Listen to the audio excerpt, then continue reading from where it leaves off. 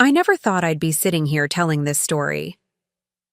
3 years ago, I was scrubbing floors in my son's guest bathroom, trying not to let the tears fall as I overheard him and his wife discussing how to handle the situation with me. The situation being my stage 2 breast cancer diagnosis and the inconvenience it caused them. Today, I'm watching the sunset from my beachfront property in Cannon Beach, sipping a glass of Pinot Noir that costs more than what Ryan used to grudgingly give me for monthly groceries.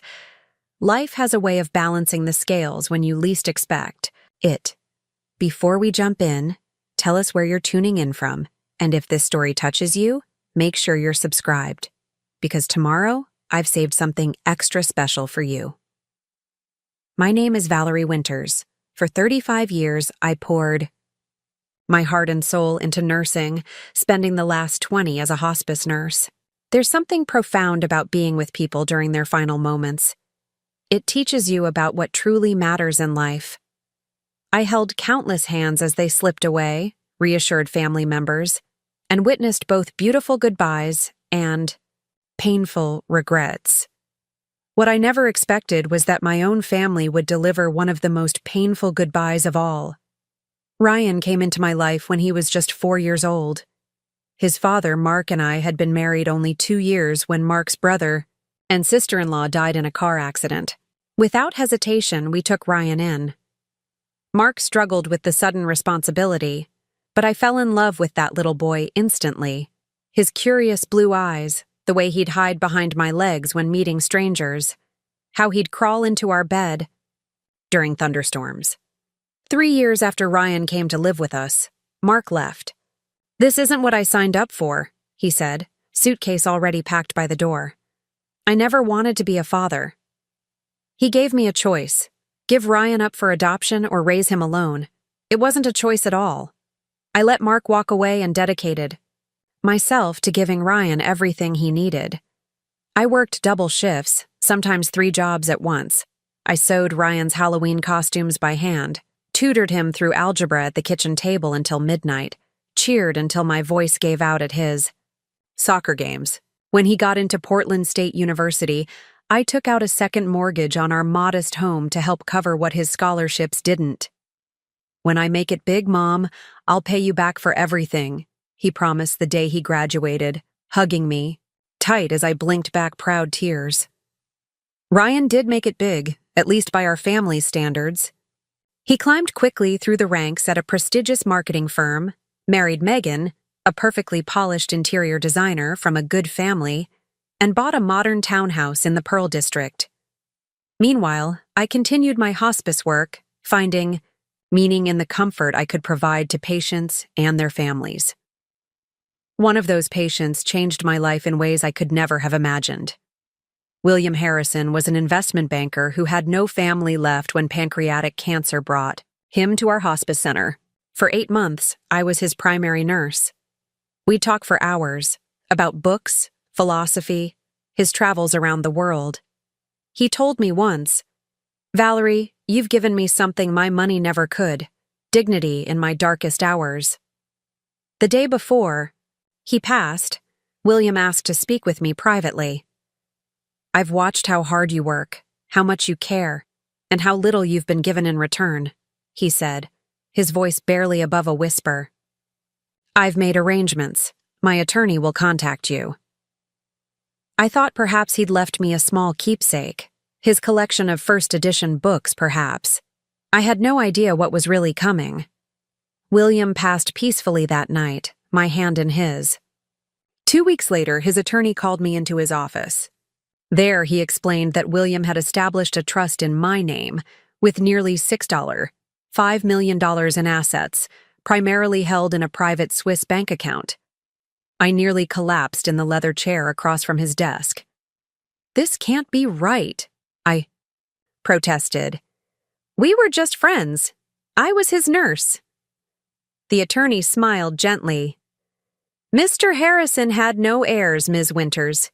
He said you showed him more kindness in 8 months than most people had shown him in a lifetime. He wanted you to finally have the peace you've given to others." I decided to keep the inheritance private, at least temporarily. I needed time to process this extraordinary turn of events, to make thoughtful decisions rather than hasty ones. I continued working, telling no one about my sudden wealth, not even Ryan. I planned to surprise him once I'd retired, perhaps help him and Megan buy their dream house or set up college funds for the grandchildren they were planning to have. That was my plan. But life, as I'd learned soon enough, had other ideas entirely. The mammogram was supposed to be routine, just another item to check off my to-do list between shifts. When the radiologist asked me to wait for additional images, a knot formed in my stomach. 2 biopsies and 1 sleepless week later, my doctor confirmed what I'd already begun to fear: stage 2 breast cancer. It's treatable, Dr. Chen assured me, her voice steady and confident. The 5-year survival rate is high, especially with your overall good health. But Valerie, the treatment will be intense. You'll need surgery followed by chemotherapy. You won't be able to work during this time. After 35 years of caring for others, I finally had to focus on myself.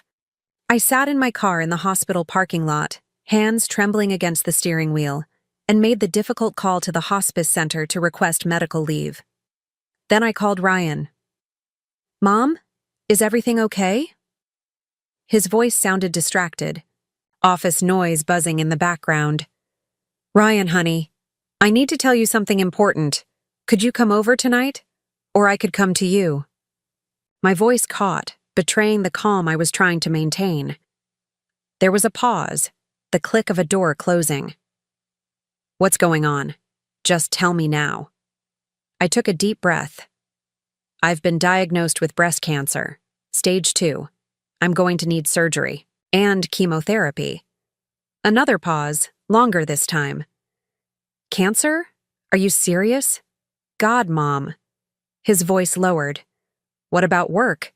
Your health insurance?" "I have medical leave and my insurance should cover most of it, but..." I hesitated. "I won't be able to work during treatment. I might need some help." "Help? What kind of help?" His tone had shifted, an edge creeping in. "Maybe just a place to stay during the worst of the treatment. The stairs in my apartment will be hard after surgery, and there might be days when I can't take care of myself." Ryan cleared his throat. "Look, let me talk to Megan. Our place is small, and she's been redecorating the guest room. Let me call." "You back, okay?" I waited 3 days for that call back. When it finally came, Ryan suggested we meet for coffee downtown. "Not at the house," he clarified. "Megan's got clients coming by." We met at a sterile chain coffee shop, nothing like the cozy independent cafes Portland was known for. Ryan was already seated when I arrived, checking his watch, a half-empty cup in front of him. "I can't stay long," he said as I sat down. "Quarterly review meeting in an hour." I nodded, trying to ignore the growing hollowness in my chest that had nothing to do with cancer. "I understand. Have you and Megan talked about my situation?" Ryan sighed, running a hand through his carefully styled hair. "Mom, we've talked it through, and it's just not going to work having you stay with us. Megan's business is taking off. We're trying to start a family, and honestly, we're not equipped to be caregivers." Preparing and narrating this story took us a lot of time, so if you are enjoying it, subscribe to our channel. It means a lot to us. Now back to the story. "I wouldn't need much," I said quietly. "Just a room, maybe some help with meals on the bad days." "That's just it. We don't know how many bad days there'll be. Mom, you've been in healthcare. You know how cancer treatments go. What if it's worse than you expect? What if it's months of care? We can't commit to that." I felt my face grow hot, embarrassment and hurt mingling with disbelief. "I took care of you for 18 years by myself, Ryan. I worked 3 jobs to put you through college." His expression hardened. "And I've always been grateful, but that was your choice. You chose to be a parent. Megan and I didn't choose this." The words hit me like physical blows. I sat back, suddenly aware of the curious glances from nearby tables. "We've come up with a solution," Ryan continued, his tone shifting to something artificially bright. "Diane knows the director at Evergreen Assisted Living. They have a medical wing for people who need temporary care during illness. We can get you in there next week." "A nursing home?" My voice was barely audible. "You want to put me in a nursing home at 60? Ryan checked his watch again. "It's a care facility, Mom. They have professionals. It's better than you being alone in your apartment." "And how am I supposed to afford this care facility?" I asked, knowing full well that such places cost thousands per month. "You have savings, right? And your pension will start soon. It's not like you have many expenses. Plus, they have a work exchange program. If you help out when you're feeling better, light meal prep, greeting visitors, that kind of thing, they'll reduce your fees." I stared at my son, this stranger with Ryan's face who was suggesting I scrub floors and serve food to pay for my own cancer care. In that moment, something inside me, something that had bent and bent and bent for decades, finally broke. "No," I said firmly. Ryan blinked. "No? Mom, be realistic. What's your alternative?" "I'll figure something out. I always have." I stood up, gathering my purse.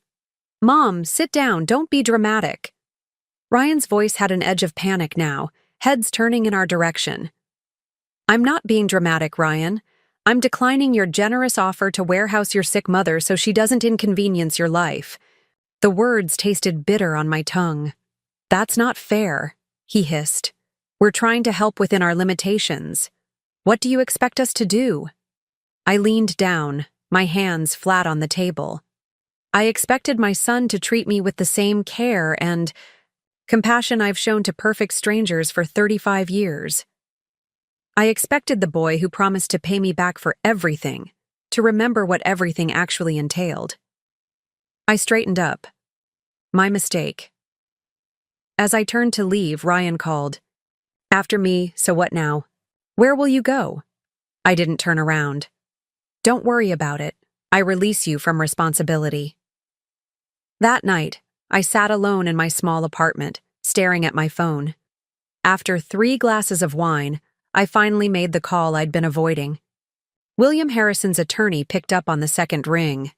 "Mr. Davidson, it's Valerie Winters. I'd like to access the trust funds now." The next morning, with an appointment scheduled at Zurich Private Bank's Portland branch, I faced my apartment. With new eyes, the faded couch where I'd fallen asleep after countless night shifts, the dining table where I'd helped Ryan with his homework, the cramped kitchen where I'd stretched every dollar into nourishing meals. For decades, this place had been both refuge and prison, a testament to what I could provide on a nurse's salary. Now it felt like a relic from another life. I packed 2 suitcases with essentials, tucked my medical documents into a folder, and left the keys on the counter. By noon, I had checked into the Westmore Hotel, Portland's premier luxury accommodation. The concierge raised an eyebrow at my modest clothing and worn luggage, but snapped to attention when the bank called down to confirm my VIP status. My suite overlooked the Willamette River, the cityscape beyond the floor-to-ceiling windows looking like a miniature wonderland. I sank into the plush king-sized bed and let out a half-laugh, half-sob.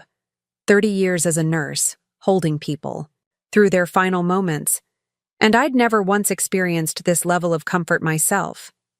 At the bank, I was ushered into a private conference room.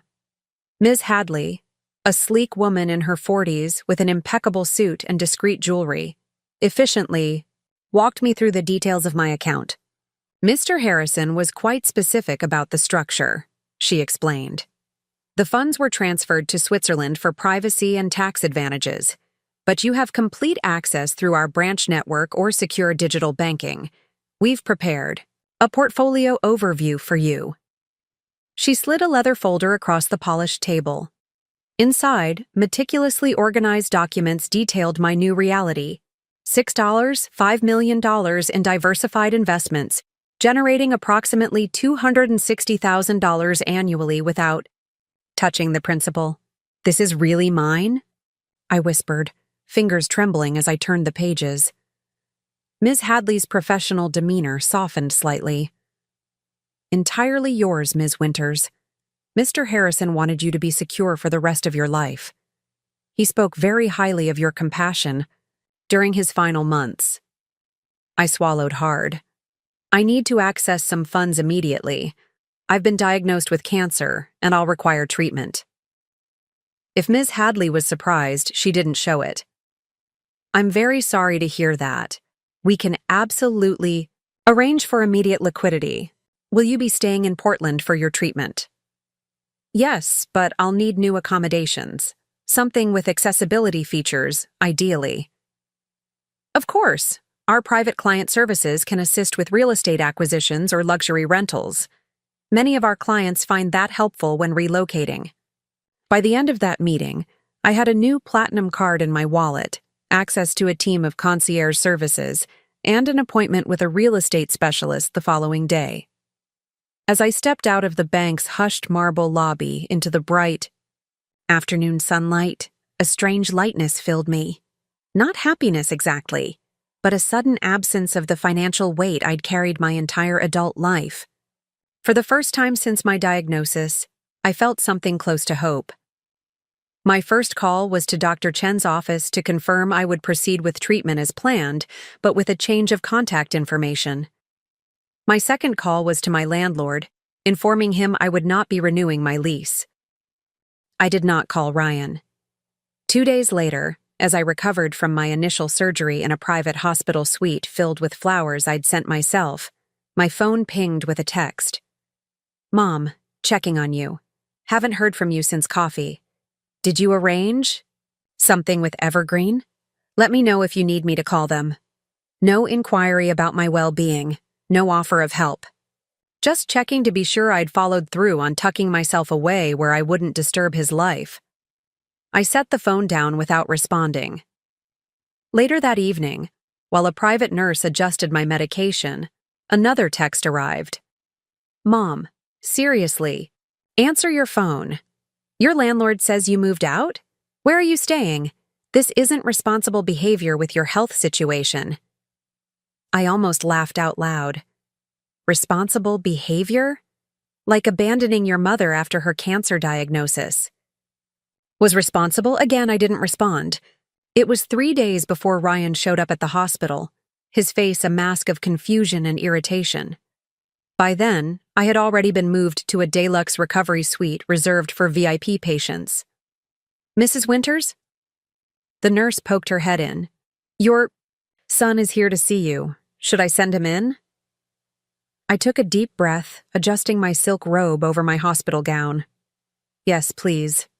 Ryan stepped into the room and froze, taking in the spacious private suite with its comfortable seating area, enormous flower arrangements, and views of the city.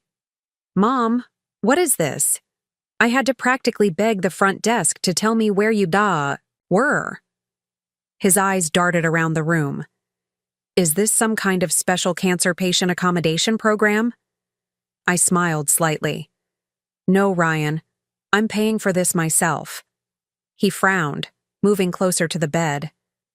That's impossible. This suite must cost thousands per day. For $200, actually. Mom, this isn't funny. You can't afford this. Are you taking out loans? Maxing out credit cards? You're going to bankrupt yourself. I adjusted myself higher against the pillows.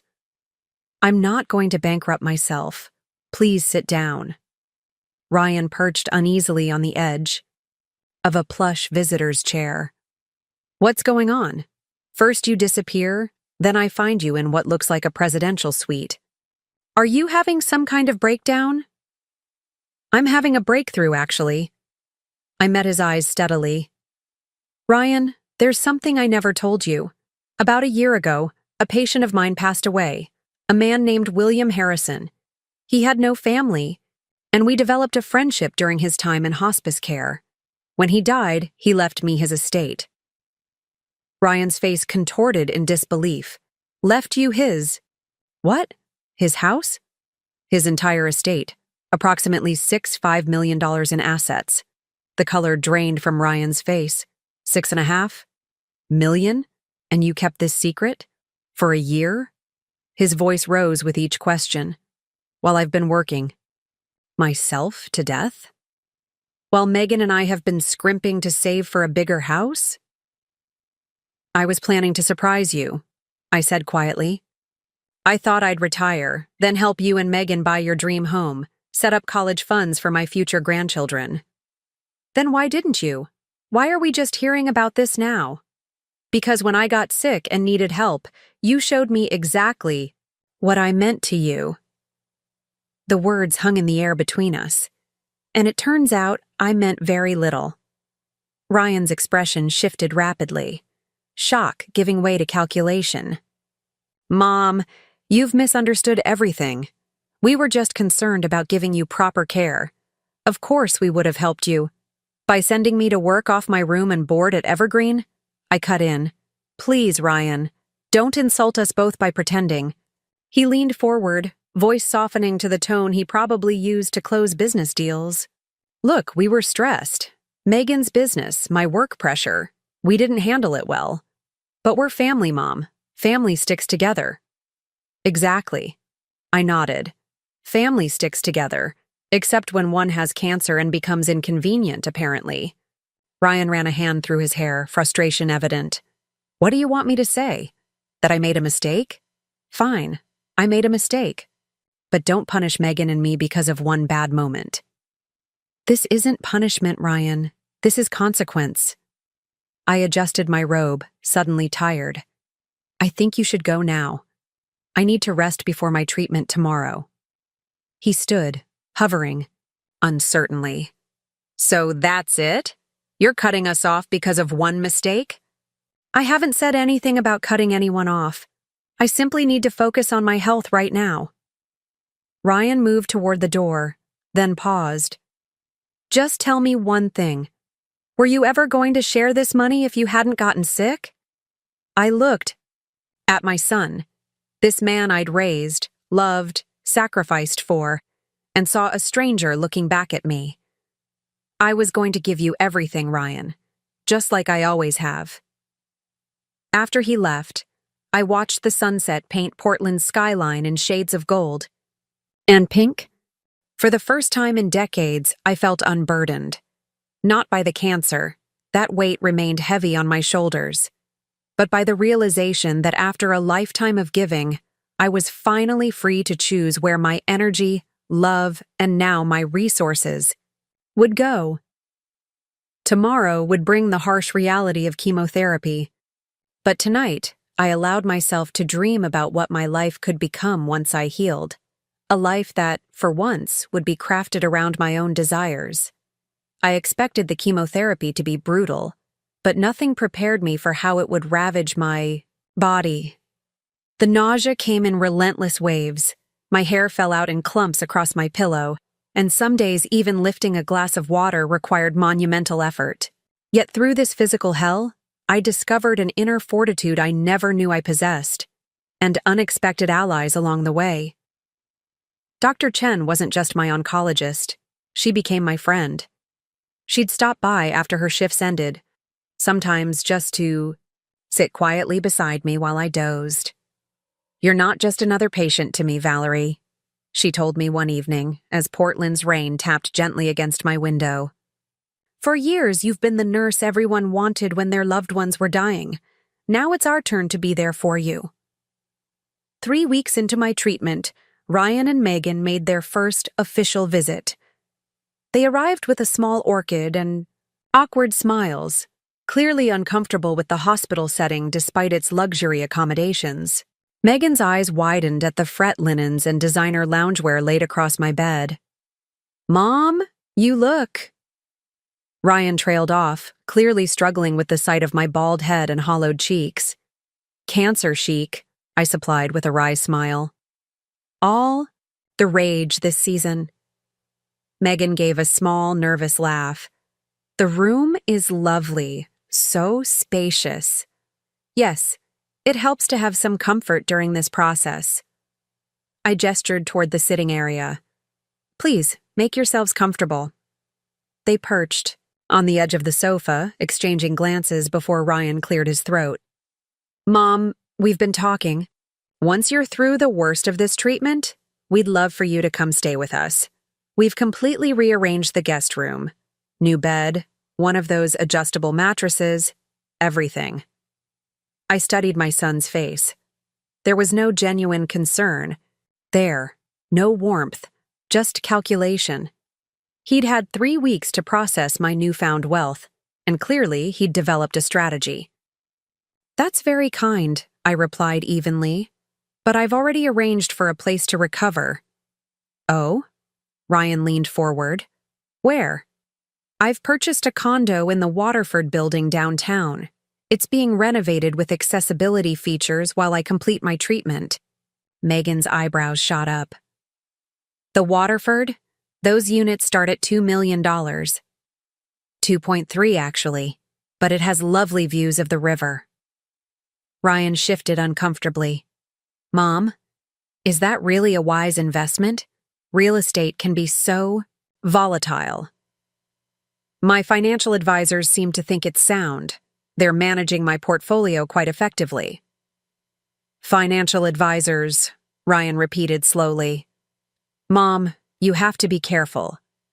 There are so many people who might try to take advantage of someone in your position, newly wealthy, dealing with illness. You should let me review your arrangements. I almost laughed at the irony. That's thoughtful, Ryan, but the team at my Zurich Private Bank has been extremely professional. Ms. Hadley has decades of experience managing estates much larger than mine. Zurich Private Bank, Megan echoed, sharing another glance with Ryan. Is your money in Switzerland? Some of it. William diversified wisely. Ryan's expression hardened slightly. William, you talk about him like you were close. We were. Not romantically, if that's what you're implying.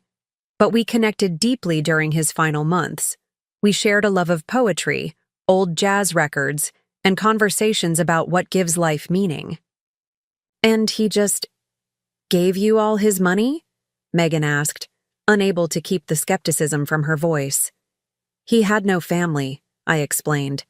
He told me once that in his entire banking career, he'd accumulated wealth but found little compassion. I showed him kindness when he needed it most.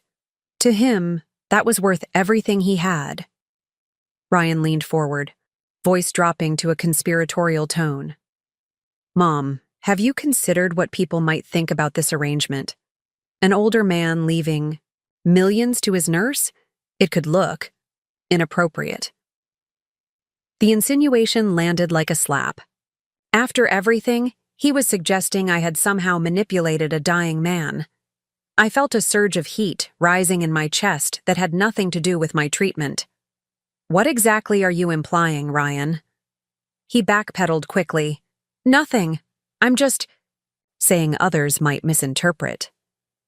The only person attempting to misinterpret my relationship with William is you, and I find it deeply hurtful. I straightened in my bed. I think it's time for you both to leave. I need to rest before my next treatment. Mom, don't be like this. I'm just looking out for you. No, Ryan. You're looking out for yourself. You always have been. The words came out sharper than I intended, but I couldn't stop them. From the moment I told you about my diagnosis, your concern has been about how it affects you. Not once have you asked how I'm feeling or offered genuine help. Ryan's face flushed. That's not fair. We offered to let you stay with us. After you learned I had millions. Before that, you were perfectly content to ship me off to work as a glorified janitor at Evergreen to pay for my own cancer care. Megan stood abruptly. This is ridiculous. We were trying to find a practical solution for everyone. You're twisting everything. Am I? I looked directly at her. Tell me honestly, Megan, if I didn't have this money, would you have cleared out your home office for me? Would you have taken time off work to drive me to chemotherapy? Would you have held my Hair back while I vomited from the treatments. Her silence was answer enough. Ryan stood beside his wife, his expression a mix of anger and calculation. You know what? I don't have to sit here and be accused like this. We came to make amends, to offer help. No, you came to secure your position in my will. Let's not pretend otherwise. The words hung in the air between us. Ryan's face went completely still, then cold. Is that what you think of me? That I only care about your money? Your actions have spoken volumes, Ryan. Far louder than your words. He grabbed Megan's hand. Let's go. She's clearly not in a rational state right now. As they moved toward the door, I called after them. Ryan, there's something you should know. He paused, turning slightly. I've already revised my will. Half my estate will go to cancer research. The other half to a foundation supporting hospice nurses who need financial assistance. I realized that if I want my life's work to mean something, I should support those who share my values. The color drained from his face. You're cutting me out completely? Your own son? I've set up a modest trust for you. Enough to help, not enough to harm. I've seen what sudden wealth does to people who haven't earned it. I won't do that to you. Ryan's face contorted with rage. You self-righteous. Do you have any idea what it was like growing up with Saint Valerie?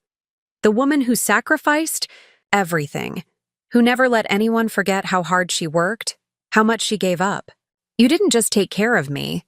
You used me to feel good about yourself, to feel superior. The venom in his voice startled me. Was this how he truly saw our life together? As some martyrdom complex on my part? I loved you, I said simply. Everything I did was out of love. No, he spat. Everything you did was to ensure I'd be forever grateful, forever indebted. And now that I'm not playing my assigned role, you're punishing me. Megan tugged his arm.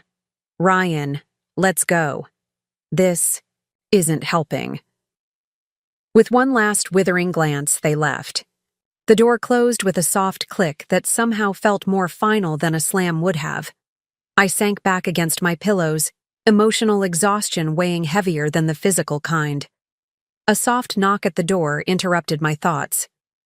Come in, I called, expecting a nurse. Instead, Dr. Chen entered, concern etched on her face. I passed your son and his wife in the hallway. They seemed upset. Are you okay?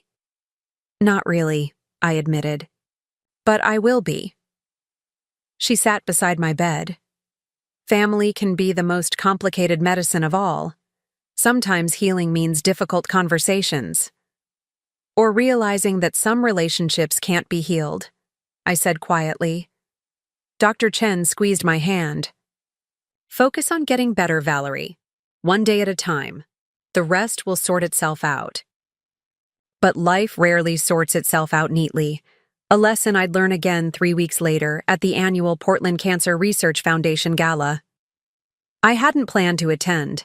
My treatment left me exhausted, and large social gatherings seemed overwhelming. But Dr. Chen convinced me it would be good for my spirits. Just for an hour, she promised. The foundation does incredible work, and as a nurse and patient, your perspective is valuable.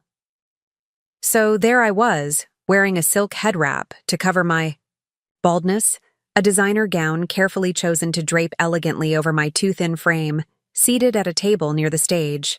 I didn't expect to enjoy myself, but there was something surprisingly freeing about being in a room where illness wasn't hidden or whispered about, where survivors were celebrated and the reality of cancer acknowledged openly. I was sipping water and chatting with a radiation oncologist when I spotted them across the crowded ballroom. Ryan and Megan, looking polished and perfect in evening wear, mingling with Portland's elite. My stomach dropped. Of course they'd be here. Ryan's firm handled marketing for several healthcare organizations. Valerie, are you okay? You've gone pale, Dr. Chen asked from beside me. My son is here, I explained, gesturing discreetly. We didn't exactly part on good terms. She followed my gaze. Ah, I see. We can leave if you'd prefer. No, I said, surprising myself. I'm not hiding. For nearly an hour, we successfully avoided each other in the crowded space. But then came the auction portion of the evening, a fundraiser where attendees could bid on luxury items donated by sponsors, with proceeds going to cancer research. Our next item, announced the MC, is truly special. A week-long stay at a private beachfront villa in Cannon Beach, donated by Pacific Northwest Luxury Properties. This 4-bedroom retreat offers panoramic ocean views, a private chef for 2 dinners of your choice, and exclusive beach access. Bidding starts at $5,000. I'd always loved Cannon Beach. During Ryan's childhood, we'd save all year for a 3-day stay in a modest motel half a mile from the shore. We'd collect shells, build sandcastles, and watch the sunset behind Haystack Rock. Those had been some of our happiest moments. 5,000, called a voice from the back. 7,000, countered another. I raised my paddle. 10,000. The bidding escalated quickly. 15, 20, 25,000. Each time, I countered immediately. From across the room, I caught Ryan watching me, his expression unreadable. 30,000, I called when the bidding slowed. 35, came a new voice, Ryan's. Our eyes locked across the ballroom. This wasn't about a vacation anymore. 40,000, I responded. 45, he countered. The room had grown hushed, attention focused on our back and forth. Most people had lowered their paddles, recognizing this had become something personal. $50,000, I stated clearly. Ryan hesitated, then raised his paddle. 60,000. I didn't hesitate. $100,000. A collective gasp rippled through the room. The auctioneer blinked in surprise. 100,000 going once. Going twice? Ryan's jaw tightened, but he didn't raise his paddle. Sold to the lovely lady in blue for $100,000. Applause erupted around me. Dr. Chen squeezed my arm. That was quite a statement. It's for a good cause, I replied, but we both knew it was more than that. As the crowd dispersed for intermission, I made my way toward the terrace for fresh air. Ryan intercepted me near the doors. Quite a show, Mom. 100,000 for a beach.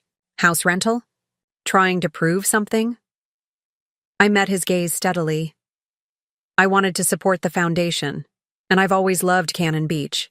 You know that. Right. Nothing to do with outbidding me in front of everyone.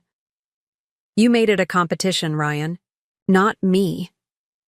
He stepped closer, lowering his voice.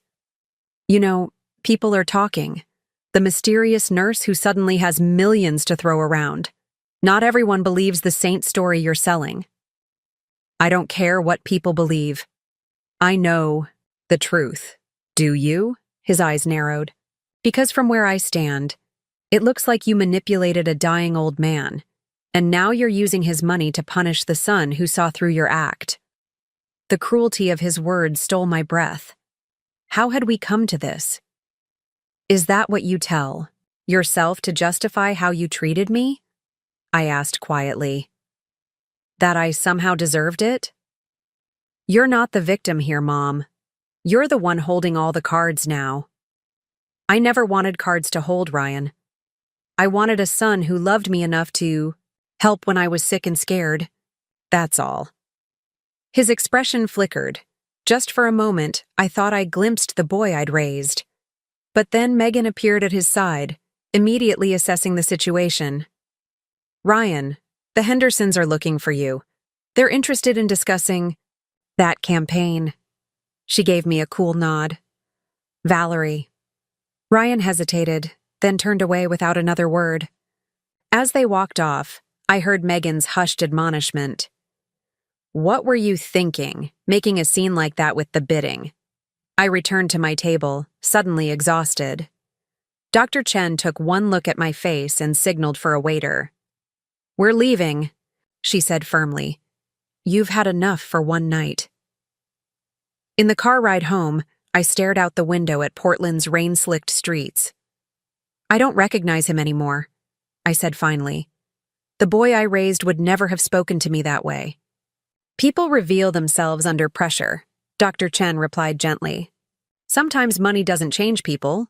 It just unveils who they've always been." The truth of her words settled heavily in my chest. Perhaps Ryan had always seen me as a means to an end, my value measured by what I could provide. Or perhaps the money had indeed corrupted something between us, twisted his perception until he could only see calculations where there had once been love. Either way, something had broken that couldn't be mended with apologies or time. The realization brought grief, but also a strange sense of clarity. For decades, I'd defined myself as Ryan's mother, my needs, desires, and dreams secondary to his. Now, facing mortality through cancer and rejection through his actions, I had the opportunity to redefine myself completely. My condo was completed, just as I finished my last round of chemotherapy. Floor-to-ceiling windows showcased the Willamette River and the city skyline. The kitchen I'd never had time to use was outfitted with high-end appliances. The bathroom featured a soaking tub large enough to ease my aching body. Everything was designed for comfort, beauty, and accessibility. As I settled into this new space, I began reimagining my life. I started with small indulgences, fresh flowers delivered weekly, subscription boxes of books I'd never had time to read, a personal chef who prepared nutrient-rich meals to help me regain my strength. But material comforts only satisfied so much. Dr. Chen encouraged me to find purpose in my recovery. "You've spent your life caring for others," she reminded me. "Don't stop now. Just broaden your definition of care." Her words sparked something in me. I began researching how I might use my unexpected wealth to support causes that mattered. I scheduled meetings with nonprofit directors, toured facilities supporting cancer patients, and consulted with lawyers about establishing my own foundation. 3 months after our confrontation at the gala, my oncology scans came back with the news we'd hoped for: no evidence of disease. I was in remission. That evening, I sat on my balcony watching the sunset paint the sky in shades of pink and gold, a glass of celebratory champagne in my hand. My phone buzzed with a text from Ryan. "Heard about your scan results from Dr. Chen's nurse. Glad you're better. Can we talk?" I stared at the message for a long time, emotions swirling. Part of me wanted to bridge this chasm between us, to find some way back to the relationship we'd once had. But another part, a stronger part, recognized that going backward wasn't the answer. I typed, "Thank you for the message. I'm focusing on healing right now, in all ways. Take care of yourself." Then I silenced my phone, turned my face to the setting sun, and allowed myself to imagine the future stretching before me, a future defined by my own choices, not by obligations or others' expectations. For the first time in decades, I felt truly, completely free. Part 5. Transformation and New Beginning. Spring arrived in Portland with an explosion of cherry blossoms and daffodils, the city emerging from winter's gray embrace, just as I was emerging from cancer's shadow. My hair had begun growing back, surprisingly silver where it had once been brown, and my body, while forever changed, had regained much of its strength.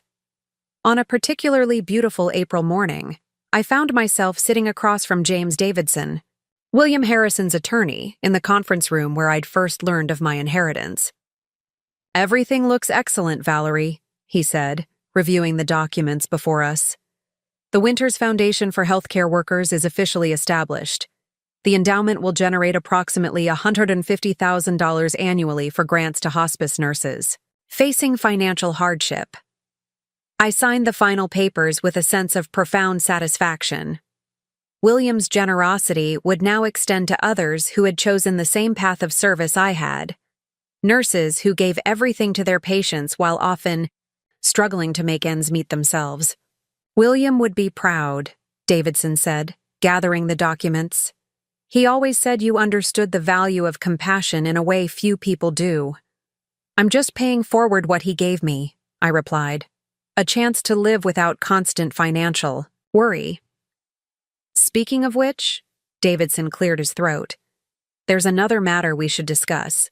Your son's attorney has contacted me again. I sighed. What does he want now? They're suggesting that Mr. Harrison wasn't of sound mind when he amended his will to include you.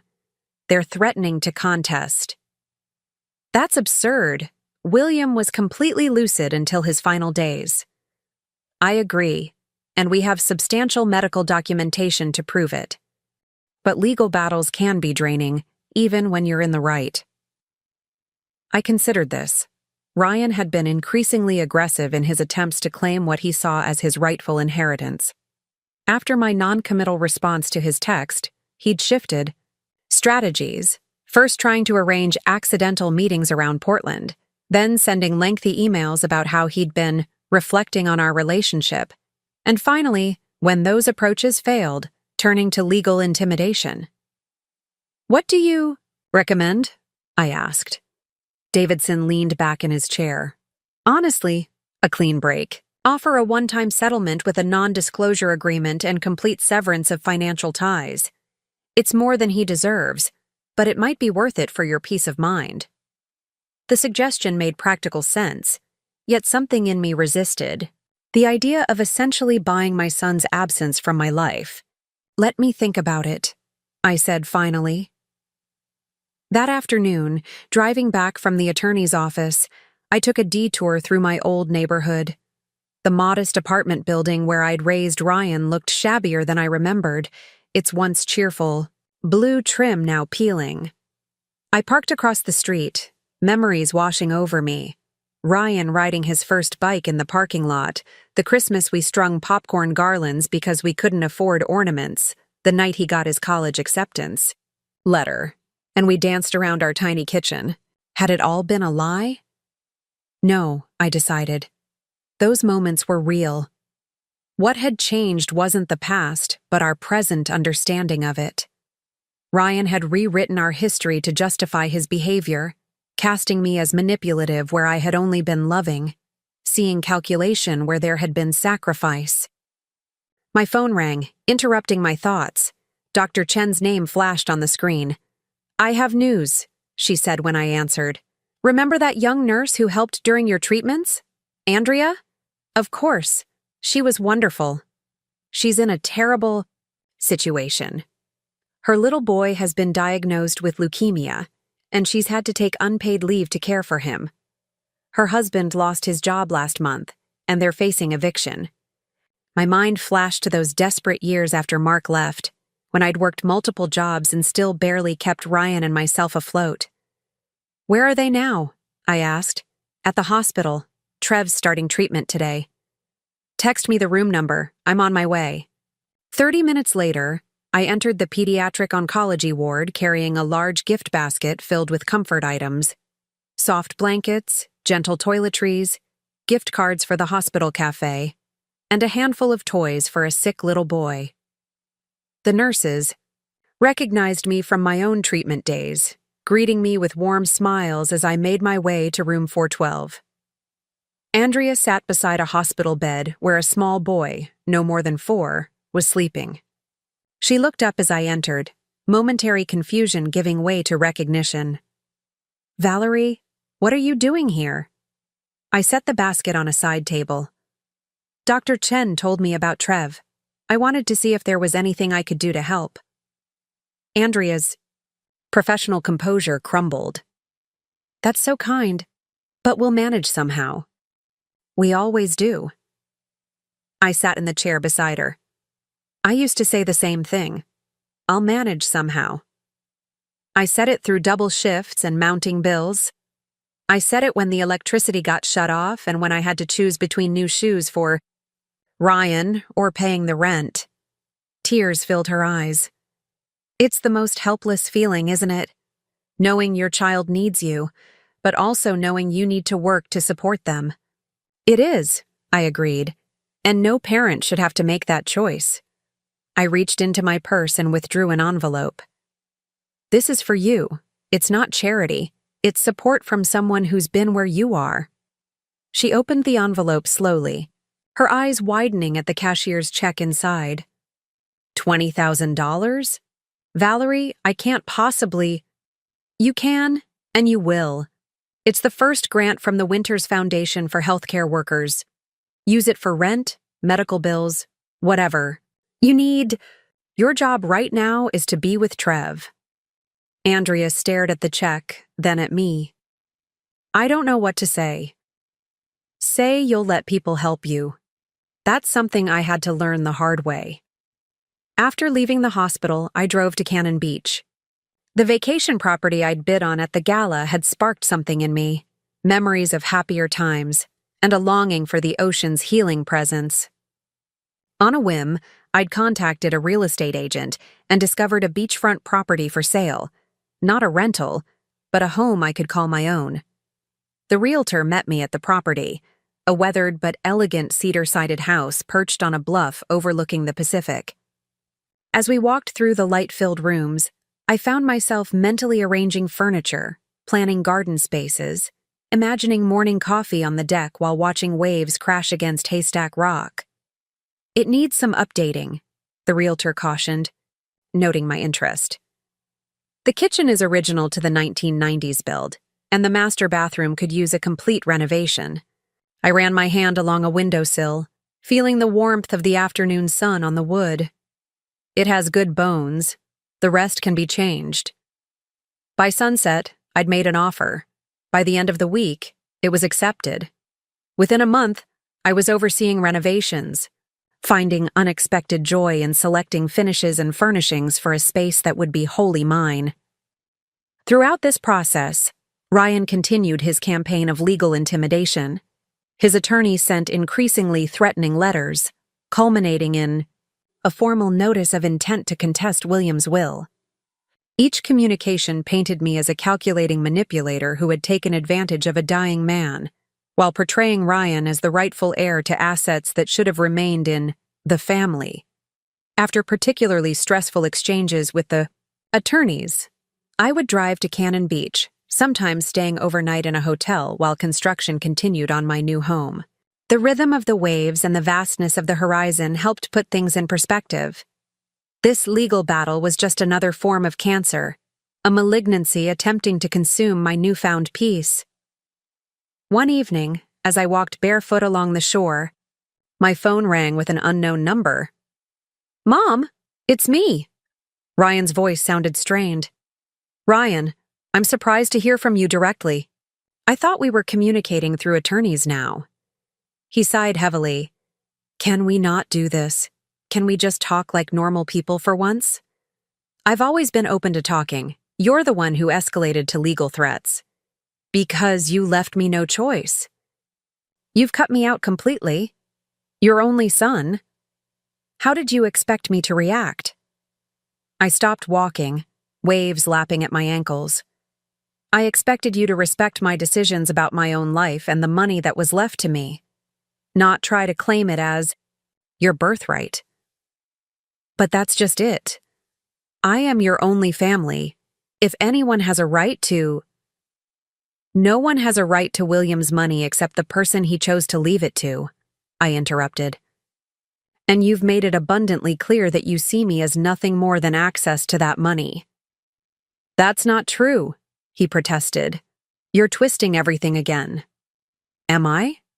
When was the last time you asked how I was feeling, whether my cancer has stayed in remission, what my hopes are for the future?" "You haven't, Ryan, because you don't care about me as a person, only what I can provide." Silence stretched between us, filled only by the sound of waves and distant seagulls. "Where are you?" he asked finally, his voice quieter. "Cannon Beach. I bought a house here." "You always loved that place," he said, and for a moment, I heard something like genuine emotion in his voice. "Remember when we used to count starfish in the tide pools?" "I remember," I said softly. "I remember everything, Ryan." Another pause. Look, maybe we got off track. Maybe we both said things we didn't mean. But we're family. Surely that counts. For something. I closed my eyes, feeling the wind against my face. It counts for everything. That's why your rejection when I needed you most hurt so deeply. I want to make it right, he said. Let me try. For a moment, I allowed myself to imagine reconciliation. Sunday dinners at my beach house, rebuilding trust one conversation at a time, perhaps even finding our way back to something resembling love. Then I remembered his words at the gala. You manipulated a dying old man, and now you're using his money to punish the son who saw through your act. Some wounds cut too deep for simple healing. I don't think that's possible right now, Ryan. Too much has happened. So that's it? After everything, you're just cutting me off? I'm choosing peace, I corrected gently. For both of us. My attorney will contact yours with a final settlement offer. Once it's accepted, we'll both be free to move forward. Without each other, he said bitterly. Sometimes that's the healthiest choice. After we hung up, I stood at the water's edge for a long time, watching the sun sink below the horizon in a blaze of orange and pink. Grief and relief mingled in my heart. Grief for the relationship we'd lost, relief for the clarity I'd finally claimed. 2 weeks later, the settlement was accepted. Ryan received a one-time payment of $500,000 in exchange for dropping all legal claims and signing a non-disclosure agreement. Our financial ties were completely severed, and with them, the last vestiges of our relationship. That same week, I received the keys to my finished beach house. As I walked through the renovated spaces, the gleaming kitchen where I planned to learn gourmet cooking, the sunroom filled with plants, the master bedroom with its panoramic ocean view, I felt a profound sense of rightness.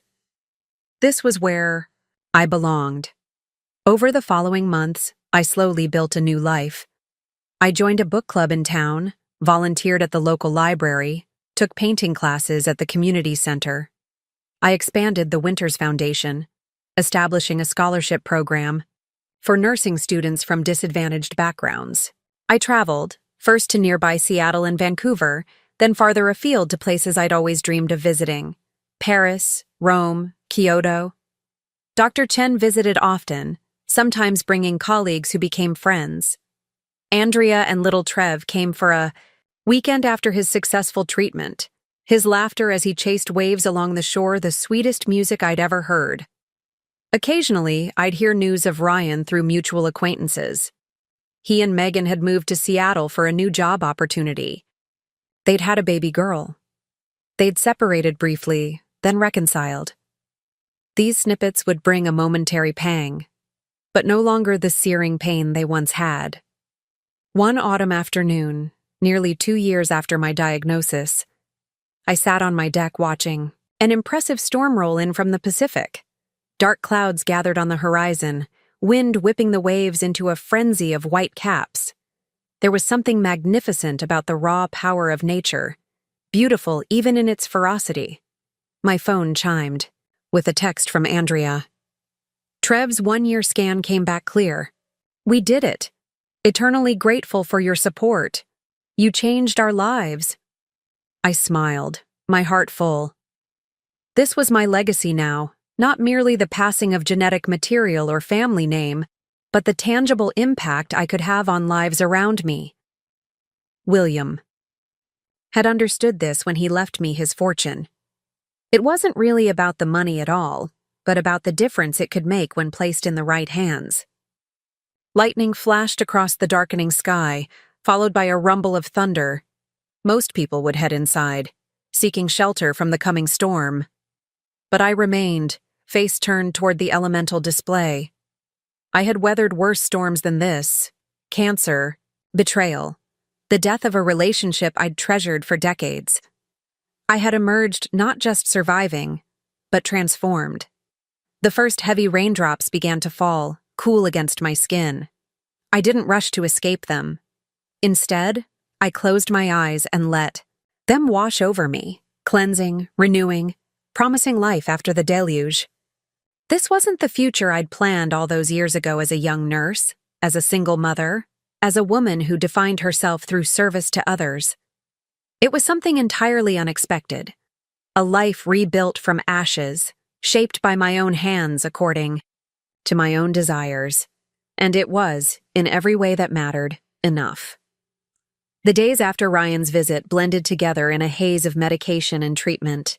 Each morning, I woke to the same sterile hospital ceiling, the same gentle beeping of monitors, the same rotation of medical staff checking vitals and adjusting IVs.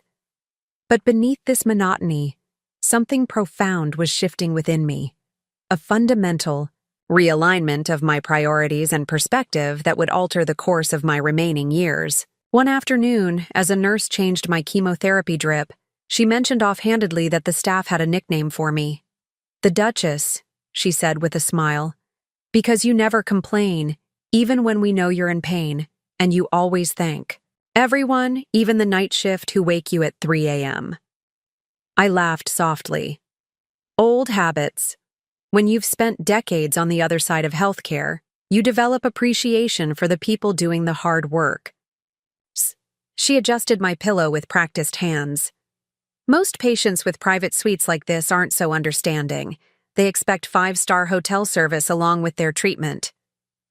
I spent 35 years wiping other people's bodies, cleaning bodily fluids and holding hands through the worst pain imaginable, I replied. My standards for good service are pretty reasonable. She paused, studying me with newfound curiosity.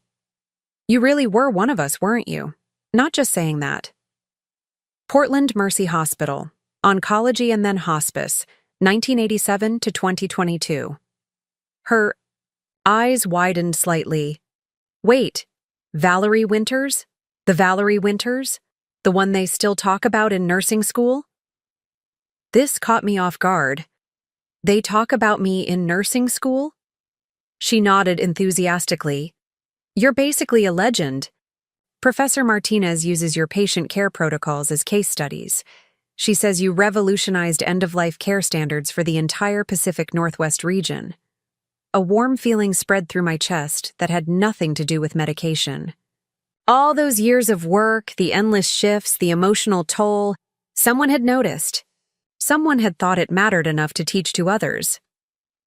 I had no idea, I said quietly.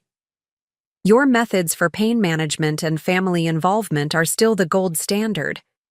I can't believe I'm actually taking care of Valerie Winters. She looked almost starstruck, which felt ridiculous given my current state, bald, gaunt, and tethered to an IV pole. Later that evening, as I picked at my dinner, I turned this conversation over in my mind. While Ryan had dismissed my career as nothing more than scrubbing bedpans, others saw value in the work I'd done. My contributions hadn't vanished simply because my son failed to appreciate them. This realization sparked something new within me, not just anger at Ryan's rejection, not just determination to survive cancer, but a genuine curiosity about what else my life could become. For decades, I'd defined myself primarily as Ryan's mother and as a caregiver. With one role severed and the other temporarily suspended, who was I now? Who could I become? The following morning, still contemplating these questions, I received an unexpected visitor. Emma Hadley from Zurich Private Bank arrived carrying a sleek leather portfolio and a small potted orchid. I hope I'm not intruding, she said, placing the flower on my bedside table. I thought you might appreciate something, living among all this medical equipment. It's beautiful, I said, genuinely touched by the gesture. And not an intrusion at all. Hospital days get rather monotonous. She sat in the visitor's chair, crossing her legs with practiced elegance. I wanted to check in personally. Mr. Harrison was more than a client to our institution. He was a friend. He'd want to ensure you're receiving everything you need during this challenging time. You knew William well? I asked, curious about this connection I hadn't been aware of. 20 years as his financial advisor. I managed his European investments, while he handled North American markets himself. He was brilliant, demanding, and surprisingly sentimental for a man in high finance. Her expression softened. The last time I saw him, about a year before his diagnosis, he mentioned feeling that his life had been successful, but somehow incomplete. He'd accumulated wealth, but missed creating lasting human connections. He never married. Emma shook her head. There was someone once, in his 30s. It ended badly. His choice, his regret. After that, he threw himself into work. By the time he wanted more, he'd forgotten how to build relationships outside of boardrooms. She adjusted her glasses. That's why your friendship meant so much. To him. You saw the man, not the money. I thought of those long afternoons in the hospice center, William teaching me about Renaissance art, or explaining global economic patterns while I adjusted his medication. We'd formed a genuine connection across vastly different life experiences, something increasingly rare in our stratified world. I miss our conversations, I admitted. He had such a curious mind. He said the same about you. Emma opened her portfolio. Now, shall we discuss your financial situation? I've prepared several scenarios based on your current and anticipated needs. For the next hour, Emma guided me through the intricacies of wealth management with remarkable clarity. She explained investment strategies, tax implications, and philanthropic options without condescension or unnecessary jargon.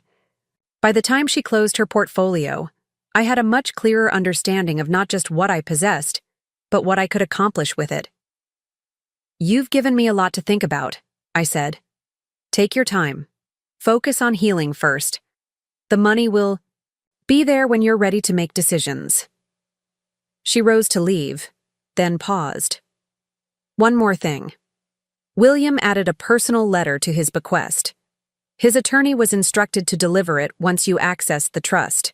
Would you like me to have it sent here? I nodded, curious and slightly apprehensive about what William might have wanted to tell me. The letter arrived the next day, delivered by courier in a simple cream-colored envelope. With trembling fingers, I broke the seal and unfolded the single, page covered in William's distinctive handwriting. Bold, slanting letters that seemed to charge forward across the paper, just as he had moved through life. My dear Valerie, if you're reading this, I've departed this world, and you've accepted my final gift. Knowing your character, you've likely struggled with this acceptance, questioning whether you deserve such a sum. Let me assure you, you do. Society assigns arbitrary value to different forms of work. We reward those who move money far more generously than those who ease suffering. This imbalance has always struck me as one of capitalism's great moral failures. What you gave me in my final months, dignity, understanding, genuine connection, is beyond financial measurement. Yet paradoxically, money is the only tool at my disposal to express my gratitude. I have one request. Don't merely survive with this inheritance. Thrive. You've spent decades in service to others. Now, permit yourself to experience the freedom that financial security brings. Travel. Create. Rest. Whatever brings you joy. Remember what you told me about the night sky in eastern Oregon, where you grew up. How on clear nights, the stars seemed close enough to touch? You said those moments taught you that beauty exists even in darkness. Your presence brought that lesson back to me when I needed it most. Look up at those stars again, Valerie. They're within your reach now. With deepest gratitude, William. I pressed the letter to my chest, tears streaming down my face. In that moment, something crystallized within me.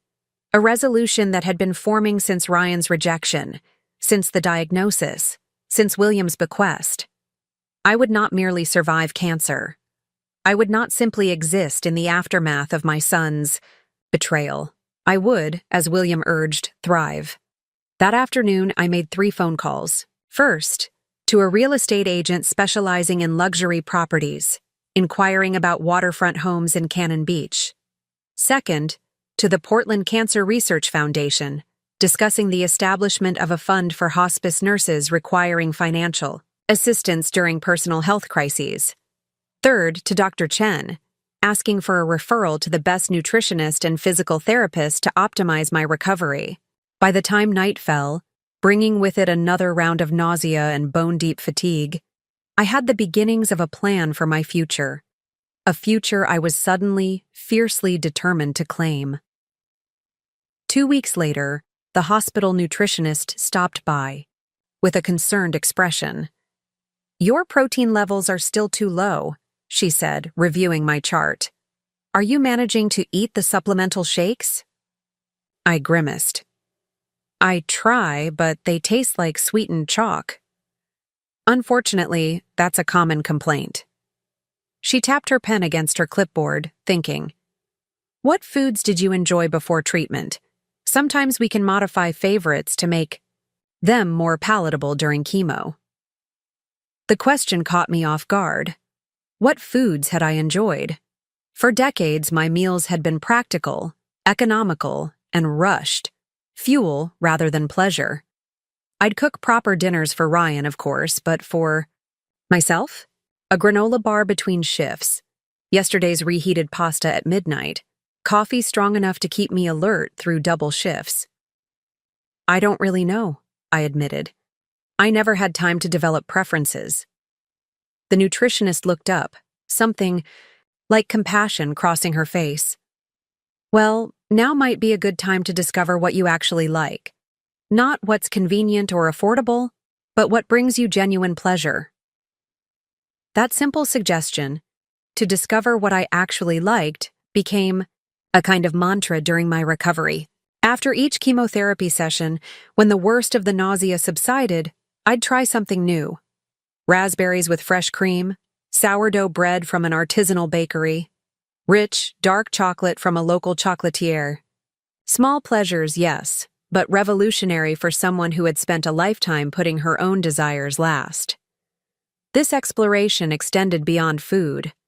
I ordered art books similar to ones William and I had discussed, spent hours lost in their pages. When my energy allowed, I sampled different genres of music, discovering a particular fondness for jazz piano. I requested fabric swatches for my future home, delighting in the sensory experience of silk, linen, and cashmere against my fingertips. Dr. Chen noticed the change during my weekly check-in. "You seem different," she observed. "More present." "I'm learning who I am," I replied. "It sounds ridiculous at 60, doesn't it? But I'm discovering I barely know myself." "Not ridiculous at all.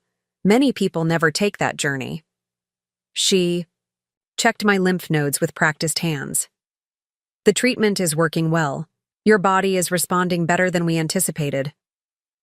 "Is that unusual?" "Not exactly unusual, but noteworthy. Mindset impacts physical healing more than most of my colleagues would admit." She sat back, regarding me thoughtfully. "Patients who find purpose during treatment often show better outcomes. You seem to have found yours." "I'm not sure it's purpose exactly," I said. "More like curiosity about what comes next." She smiled. "That's as good a purpose as any." As my physical strength gradually returned, I began venturing beyond the hospital. For brief excursions, the real estate agent took me to view several properties in Cannon Beach. None quite right, but each visit clarifying my vision for my future home. I met with financial advisors to structure the hospice nursing fund I was establishing. I even spent an afternoon at an art gallery, purchasing my first original painting, a seascape that captured the Oregon coast's mercurial beauty. These small freedoms, ordinary for most people, felt extraordinary after months of medical confinement and a lifetime of financial constraint. Each decision made solely for my own benefit, each choice based on my preferences alone, was both terrifying and exhilarating. Of course, Ryan remained a shadow over this emerging new life. Though I'd stopped responding to his increasingly manipulative messages, I couldn't stop thinking about him, wondering how the sweet boy who'd once made me Mother's Day cards from construction paper had become the calculating man who'd discarded me when I became inconvenient. Had I somehow facilitated this transformation through my own actions? Had my sacrifice somehow taught him that my value existed only in what I could provide? These questions haunted me until one particularly difficult night after chemotherapy, when nausea kept me awake despite medication. At 3 a.m, scrolling mindlessly through my phone for distraction, I came across an old article about narcissistic family systems. The description of children raised by self-sacrificing parents who inadvertently teach them that love equals martyrdom stopped me cold. When a parent consistently subjugates their own needs, they may unintentionally teach children that love means complete self-erasure, the article stated.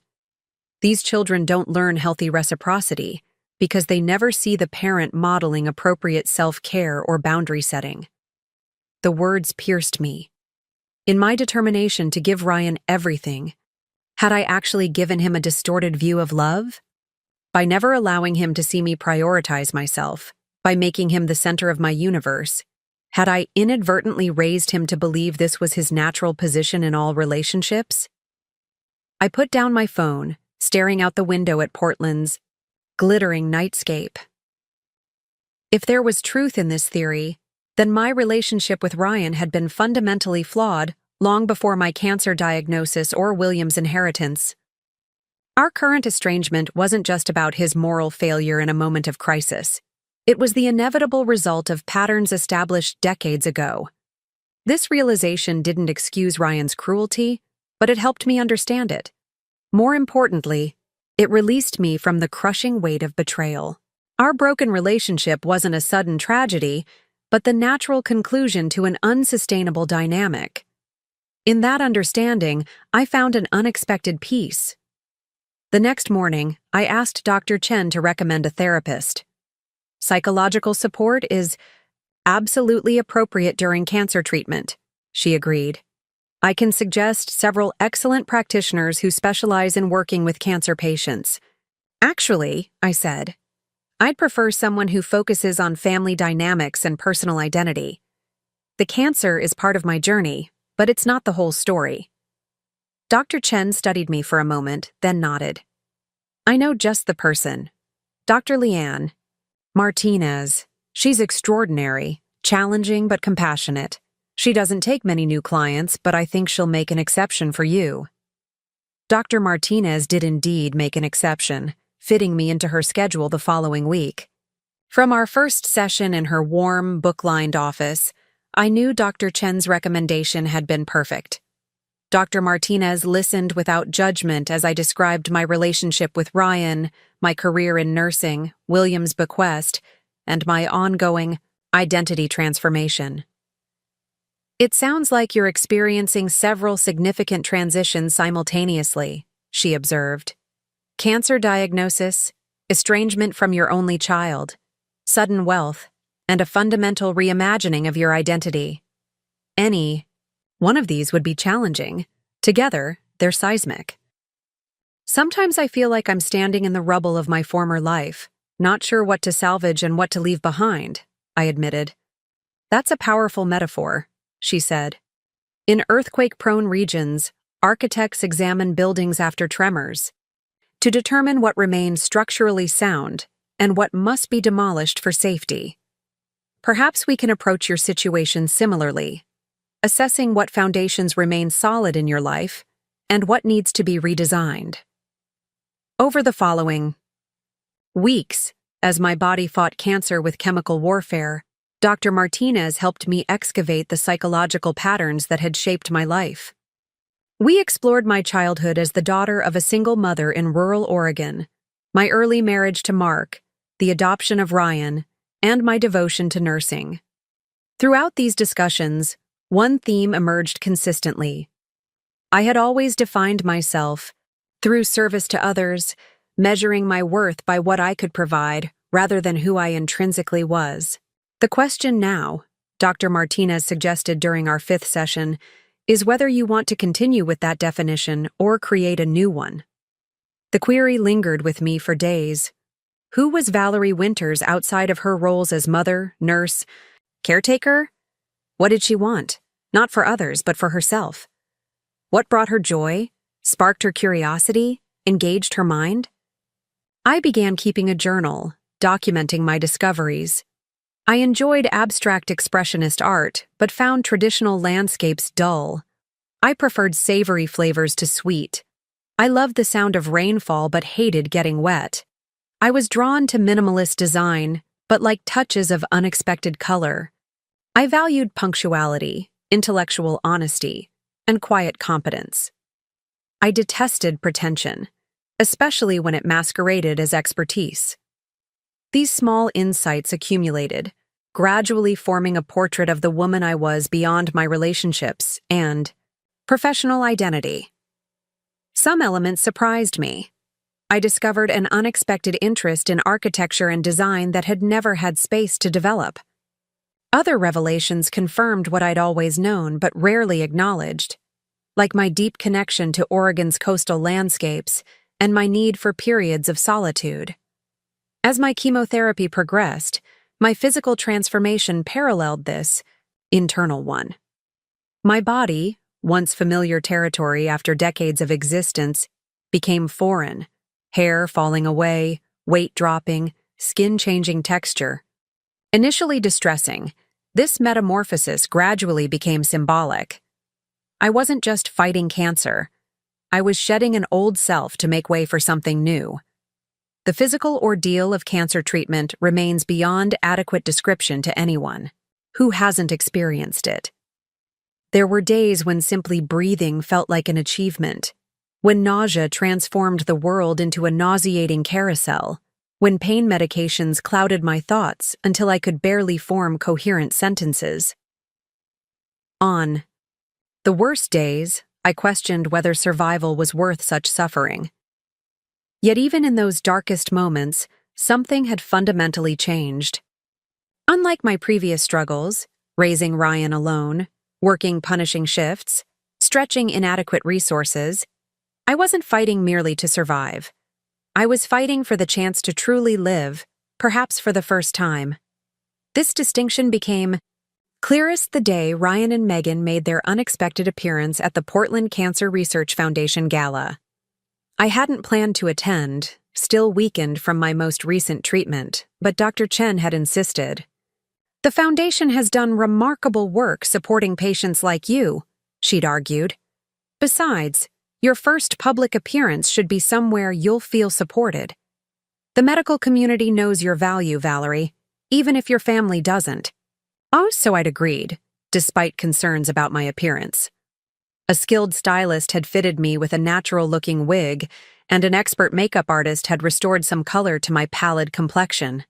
The midnight blue gown I'd selected camouflaged my weight loss while emphasizing what remained of my collarbones and shoulders. Looking at my reflection before leaving for the event, I barely recognized myself, not because of the cancer's ravages, but because of the quiet confidence in the eyes that looked back at me. I'd never dressed for myself before, never presented myself as someone who deserved attention or admiration. The woman in the mirror looked elegant, yes, but more importantly, she looked self-possessed. The gala itself was held in the grand ballroom of the Westmore Hotel, the same establishment where I'd stayed immediately after leaving my apartment. Crystal chandeliers cast warm light over tables decorated with elaborate floral arrangements. A string quartet played softly in one corner. Medical professionals mingled with wealthy donors, everyone united by the common cause of advancing cancer research and treatment. Dr. Chen stayed close as we entered, making introductions to colleagues and benefactors. "This is Valerie Winters," she would say. "Not only is she one of our patients showing tremendous progress, but she was also a pioneering hospice nurse whose protocols we still use today." The dual recognition, as both patient and professional, felt strangely validating. These people saw the complexity of my identity, not just a single facet. They asked thoughtful questions about my nursing career, listened attentively to my perspectives on patient care, and shared news of recent research advances that offered hope to people with my diagnosis. I was deep in conversation with a radiation oncologist when I first noticed Ryan across the room. He stood near the bar, Megan at his side, both looking polished and prosperous among Portland's elite. My heart stuttered in my chest, an involuntary response to the sight of my only child. Dr. Chen followed my gaze. "Your son?" she asked quietly. I nodded, unable to speak for a moment. "His firm handles marketing for several healthcare organizations," she explained. "They're regular attendees at these functions. He doesn't know I'm here," I managed to say. "Would you like to leave?" I considered the question seriously. 6 months ago, I might have retreated, avoiding potential conflict or pain. But the woman I was becoming, the woman who had survived monthly rounds of cellular poison, who had rebuilt her identity from scattered fragments, who had learned to state her preferences without apology, she would not hide. "No," I said firmly. "This is where I belong tonight." For over an hour, we successfully navigated the crowded ballroom without direct encounter. I focused on my conversations, genuinely engaged by discussions of emerging treatments and patient advocacy initiatives. Yet I remained acutely aware of Ryan's location at all times, as if an invisible thread still connected us despite everything. The auction portion of the evening brought the confrontation I'd both dreaded and anticipated. As bids escalated for the Cannon Beach vacation property, I felt a surprising surge of competitive spirit. This place held memories for us both, but they were my memories too, not just Ryan's. The childhood vacations I'd scrimped and saved to provide, the sunsets we'd watched together from the shore, the sandcastles we'd built only to see them washed away with the tide, they weren't his alone to claim. So I bid, and when Ryan entered the competition, I bid higher. Each raise of my paddle felt like reclaiming something I'd surrendered long ago. Not just memories, but agency. The right to want something simply because I wanted it, not because it served someone else's needs. When I called out my final bid, $100,000, the amount wasn't about the property's value or even about outbidding Ryan. It was about declaring, publicly and unequivocally, that I had the right to pursue what mattered to me, regardless of its impact on him. For perhaps the first time in our relationship, I chose myself without apology or explanation. The confrontation that followed on the terrace was painful, but clarifying. Ryan's accusation that I had manipulated William revealed more about his worldview than he probably intended. He couldn't conceive of generosity without calculation, of relationship without transaction. In his mind, I must have employed some strategy to secure William's fortune, because that's what he would have done. More heartbreaking still was his assertion that I was not the victim, that I was the one holding all the cards now. He genuinely believed that my cancer diagnosis, his rejection, and all that followed were simply moves in some elaborate power game, that my suffering had been performative rather than real. As I watched him walk away with Megan, her hushed admonishment already focusing on appearances rather than substance, I felt a complex, emotional tangle. Grief for the relationship we'd lost, anger at his persistent selfishness, but also, unexpectedly, compassion. Ryan was, in many ways, a product of the environment I had created. His inability to recognize genuine need, his transactional view of relationships, these were limitations he might never overcome. Dr. Chen drove me home after the gala, both of us quiet as we navigated Portland's rain-slicked streets. "Does it get easier?" I finally asked. "Letting go of someone you've loved your whole life?" She considered the question with the thoughtfulness I'd come to appreciate. Not easier, exactly. Different. The pain transforms over time, less sharp, but more complex. You learn to carry it differently. I keep hoping for some moment of resolution, some conversation where everything is finally said, everything understood. Those conversations rarely happen outside of movies, she said gently. Real endings are usually messy, incomplete.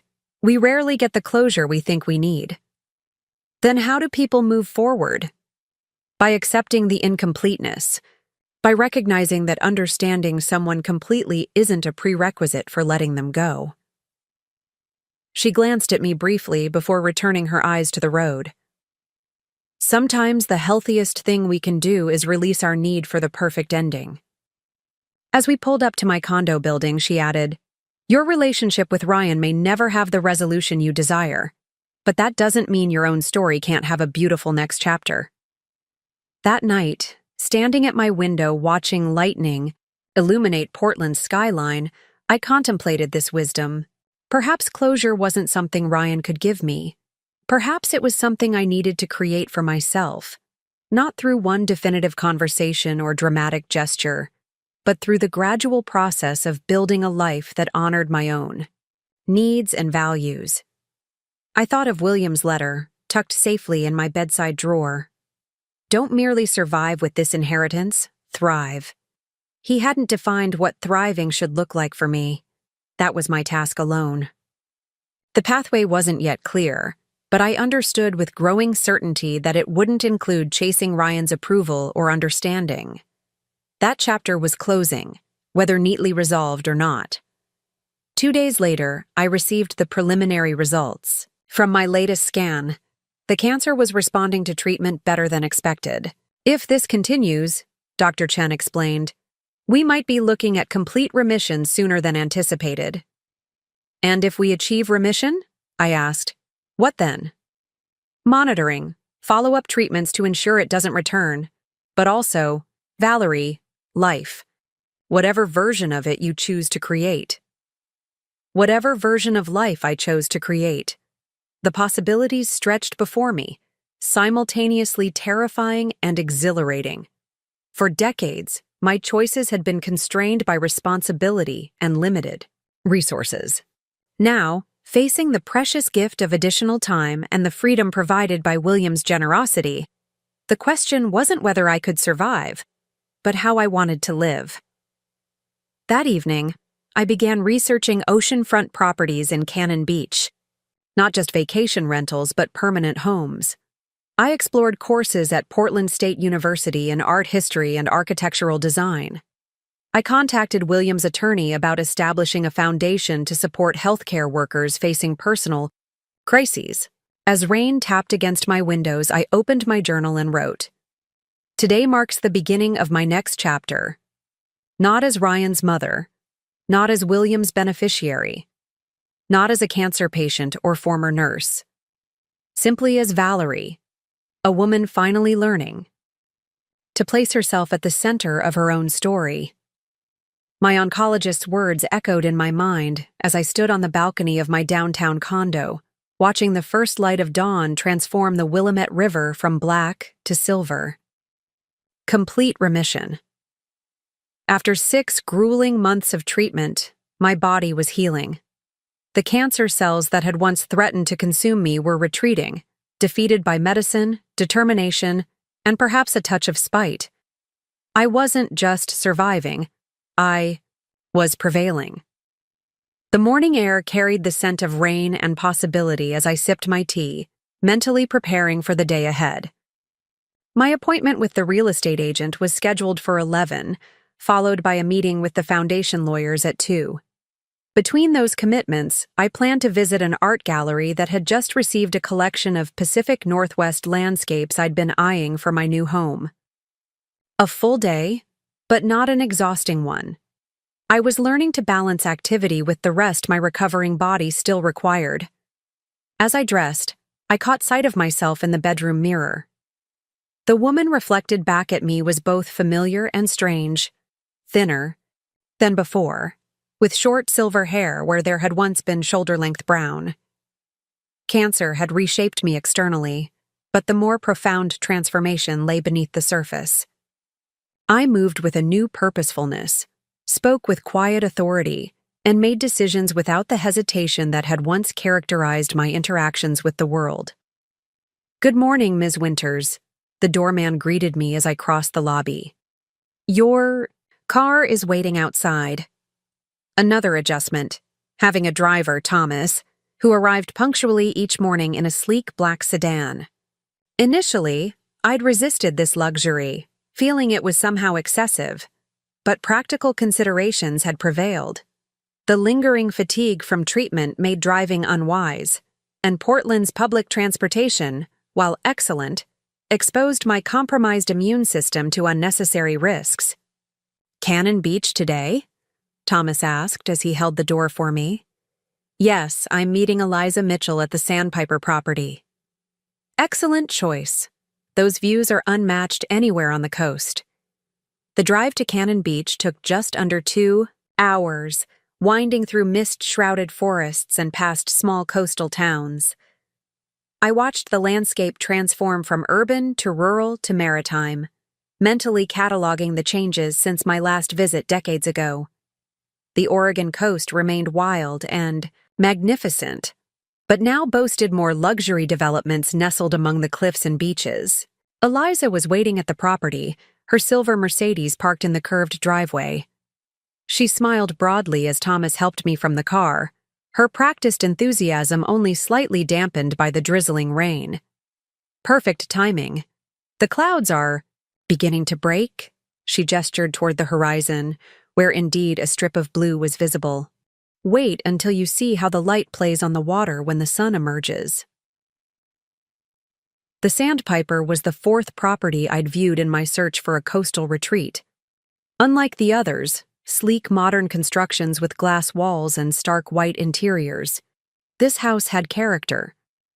Built in the 1990s by a renowned local architect, it featured cedar siding weathered to a soft silver-gray expansive windows, framed in old-growth fir, and a massive stone fireplace that anchored the great room.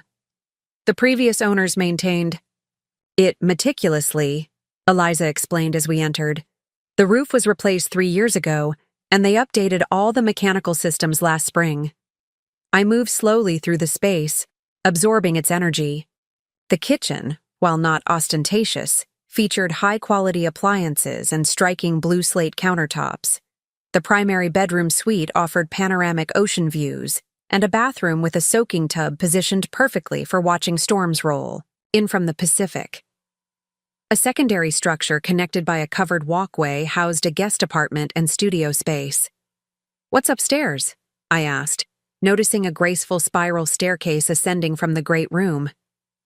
A reading loft and small observatory. The architect was an amateur astronomer.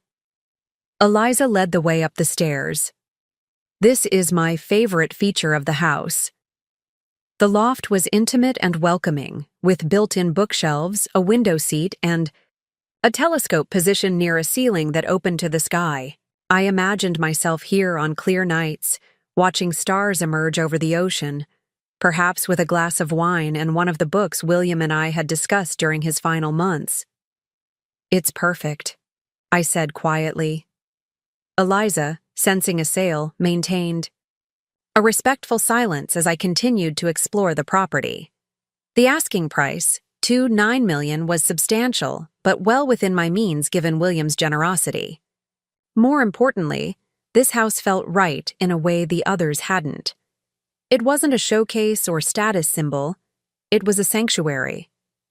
"I'd like to make an offer," I decided. "The full asking price, contingent on inspection." Eliza's professional composure slipped momentarily, revealing genuine surprise. "That's wonderful. Most buyers negotiate, especially at this price point." "The house is worth what they're asking," I replied simply, "and I suspect there are other interested parties." "There are," she admitted. 3 other showings scheduled this week." "Then let's not waste time." We completed the preliminary paperwork in the great room, the rhythm of waves breaking against the shore providing a soothing backdrop to our transaction.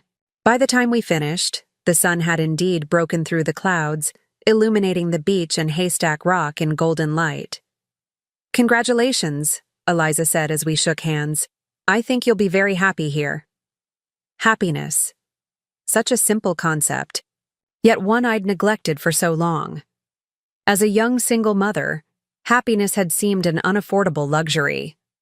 Later, as a hospice nurse, I'd focused on easing others' suffering rather than pursuing my own joy. Even now, emerging from cancer treatment, the idea of prioritizing personal happiness felt almost transgressive. As Thomas drove me back to Portland, I contemplated this resistance. Dr. Martinez, my therapist, would likely trace it to my childhood in rural Oregon, where stoicism was valued above emotional expression. Or perhaps to my years as Ryan's sole provider, when survival consumed all available energy. Whatever its origin, this hesitation to embrace happiness as a legitimate goal was one more habit I needed to shed. My afternoon meeting with the foundation lawyers proved productive. We finalized the structure of the Winters Healthcare Worker Support Fund, establishing clear criteria for grants and assistance programs. The foundation would begin accepting applications within the month, focusing initially on hospice and oncology, nurses facing personal health crises or financial hardships. This is an underserved population, noted Howard Davidson, the lead attorney. Healthcare workers often neglect their own well-being while caring for others. I'm intimately familiar with the pattern, I replied with a wry smile. The initial endowment of $2 million will generate approximately $80,000 annually for grants, his associate added, with potential for growth through additional contributions. I nodded, satisfied with the arrangement. I may increase the endowment in the future, depending on the demand and impact we observe. By the time I returned to my condo that evening, fatigue had settled into my bones, a reminder that despite my improving health, recovery remained a process, rather than an event. I ordered dinner from a nearby restaurant that had become a favorite, then settled on the sofa with the portfolio from the art gallery I'd visited between appointments. The paintings depicted familiar Oregon landscapes, coastal scenes, mountain vistas, forests draped in mist, but with an emotional depth that transcended mere representation. The artist, Teresa Nguyen, captured both the physical reality of these places and their spiritual essence. I was particularly drawn to her portrayal of Cannon Beach at dawn, the famous haystack rock emerging from morning fog like a sentinel from another world. My phone chimed with a text from Dr. Chen. Lab results looking excellent. Continued improvement across all markers. See you Thursday. This simple message brought tears to my eyes, not from relief, though that was certainly present, but from the realization that I genuinely wanted to live. Not merely survive, but live fully, embracing whatever time remained with newfound intention. Cancer had stripped away pretense and obligation, leaving only what mattered: authentic connection, meaningful contribution, and yes, personal joy. As if responding to this epiphany, my phone rang with an unfamiliar number. Ms. Winters? This is Sophia Martinez from Pacific Northwest Medical Center's nursing program. I recognized the name immediately. The professor my nurse had mentioned. Months ago, the one who used my hospice protocols as teaching examples. Yes, hello. How can I help you? I hope you don't mind the call. Dr. Chen mentioned you might be open to speaking with our advanced practice nursing students about your innovations in end-of-life care. The request caught me off guard. That's flattering, but my clinical work is years behind current practice. On the contrary, Professor Martinez responded, your integrated approach to pain management and family involvement remains revolutionary. Many institutions still haven't fully implemented the models you pioneered. Pride, an unfamiliar sensation, warmed my chest. I'm not sure how effective I'd be as a speaker. I've never done anything like that. Just sharing your experience would be invaluable. These students are entering healthcare at a challenging time. They need to hear from someone who maintained compassion and innovation throughout a long career. I thought of my younger self. Idealistic, determined, often overwhelmed by the limitations of the healthcare system. What might have sustained me during those difficult years? Perhaps exactly this. Confirmation that my efforts mattered, that my approaches made a difference. I'd be honored, I said finally. Though I should warn you, I'm still recovering from cancer treatment. My energy isn't what it once was. We'll accommodate whatever you need, Professor Martinez assured me. And speaking of your treatment, Dr. Chen mentioned your foundation for healthcare workers. That's extraordinary work. It's still in the formation stages, but yes, it's something I feel strongly about. Would you consider allowing us to distribute information about the foundation to our nursing students? Many graduate with crippling debt and face financial vulnerability during their early career years. Of course, I'd be happy to have my foundation team connect with you. After we ended the call, I sat with a strange new feeling, a sense of coming full circle. For decades, I'd poured myself into nursing, developing approaches born of necessity and intuition rather than formal research. Now, those practical innovations were being taught to a new generation. Through the foundation, I could support nurses facing challenges similar to those I'd encountered. And through teaching, I might pass on not just protocols but perspective. For the first time since my diagnosis, I felt a sense of integration, past, present, and future, aligning into a coherent narrative. My career hadn't ended with retirement or illness. It had simply transformed. The values that had guided my work, compassion, practical problem-solving, dignity for the vulnerable, now informed my philanthropy and legacy. Sleep came easily that night, deep and restorative. I dreamed of the beach house, sunlight streaming through windows, the sound of waves a constant presence.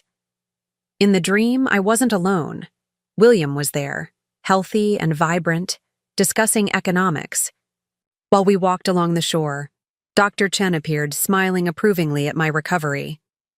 Even Ryan was present, not the angry adult who had rejected me, but the curious child who had once collected seashells by my side. I woke with the dream's emotional residue lingering, not sorrow, as might be expected, but a profound sense of continuity. The relationships that had shaped me remained part of my story, regardless of how they had evolved or ended. I carried their imprint even as I moved forward alone. The notification from my home security system came 2 days later, just as I was preparing to leave for my final session with Dr. Martinez. Alert! Person detected at front entrance. Visitor, Ryan Thompson. I froze, staring at my phone screen where the security camera showed my son standing outside my building's main entrance. He looked uncomfortable, shifting his weight from foot to foot, his expression a mixture of determination and uncertainty. My first instinct was self-protective. Ignore the alert, proceed with my day as planned, avoid reopening wounds that had finally begun to heal. But something, perhaps the lingering influence of my dream, or simply curiosity, made me press the intercom button. Ryan? What are you doing here? He started slightly at my voice, eyes searching for the camera. Mom, can we talk? Just for a few minutes. The rational part of my brain cataloged all the reasons to refuse: his previous cruelty, his attempt to legally challenge William's bequest, his fundamental misunderstanding of our relationship. But another part, the part that would always remember him as the 4-year-old who had clutched my hand on his first day of kindergarten, hesitated. I'm on my way out to an appointment, I said finally. Please, he persisted. 5 minutes. That's all I'm asking.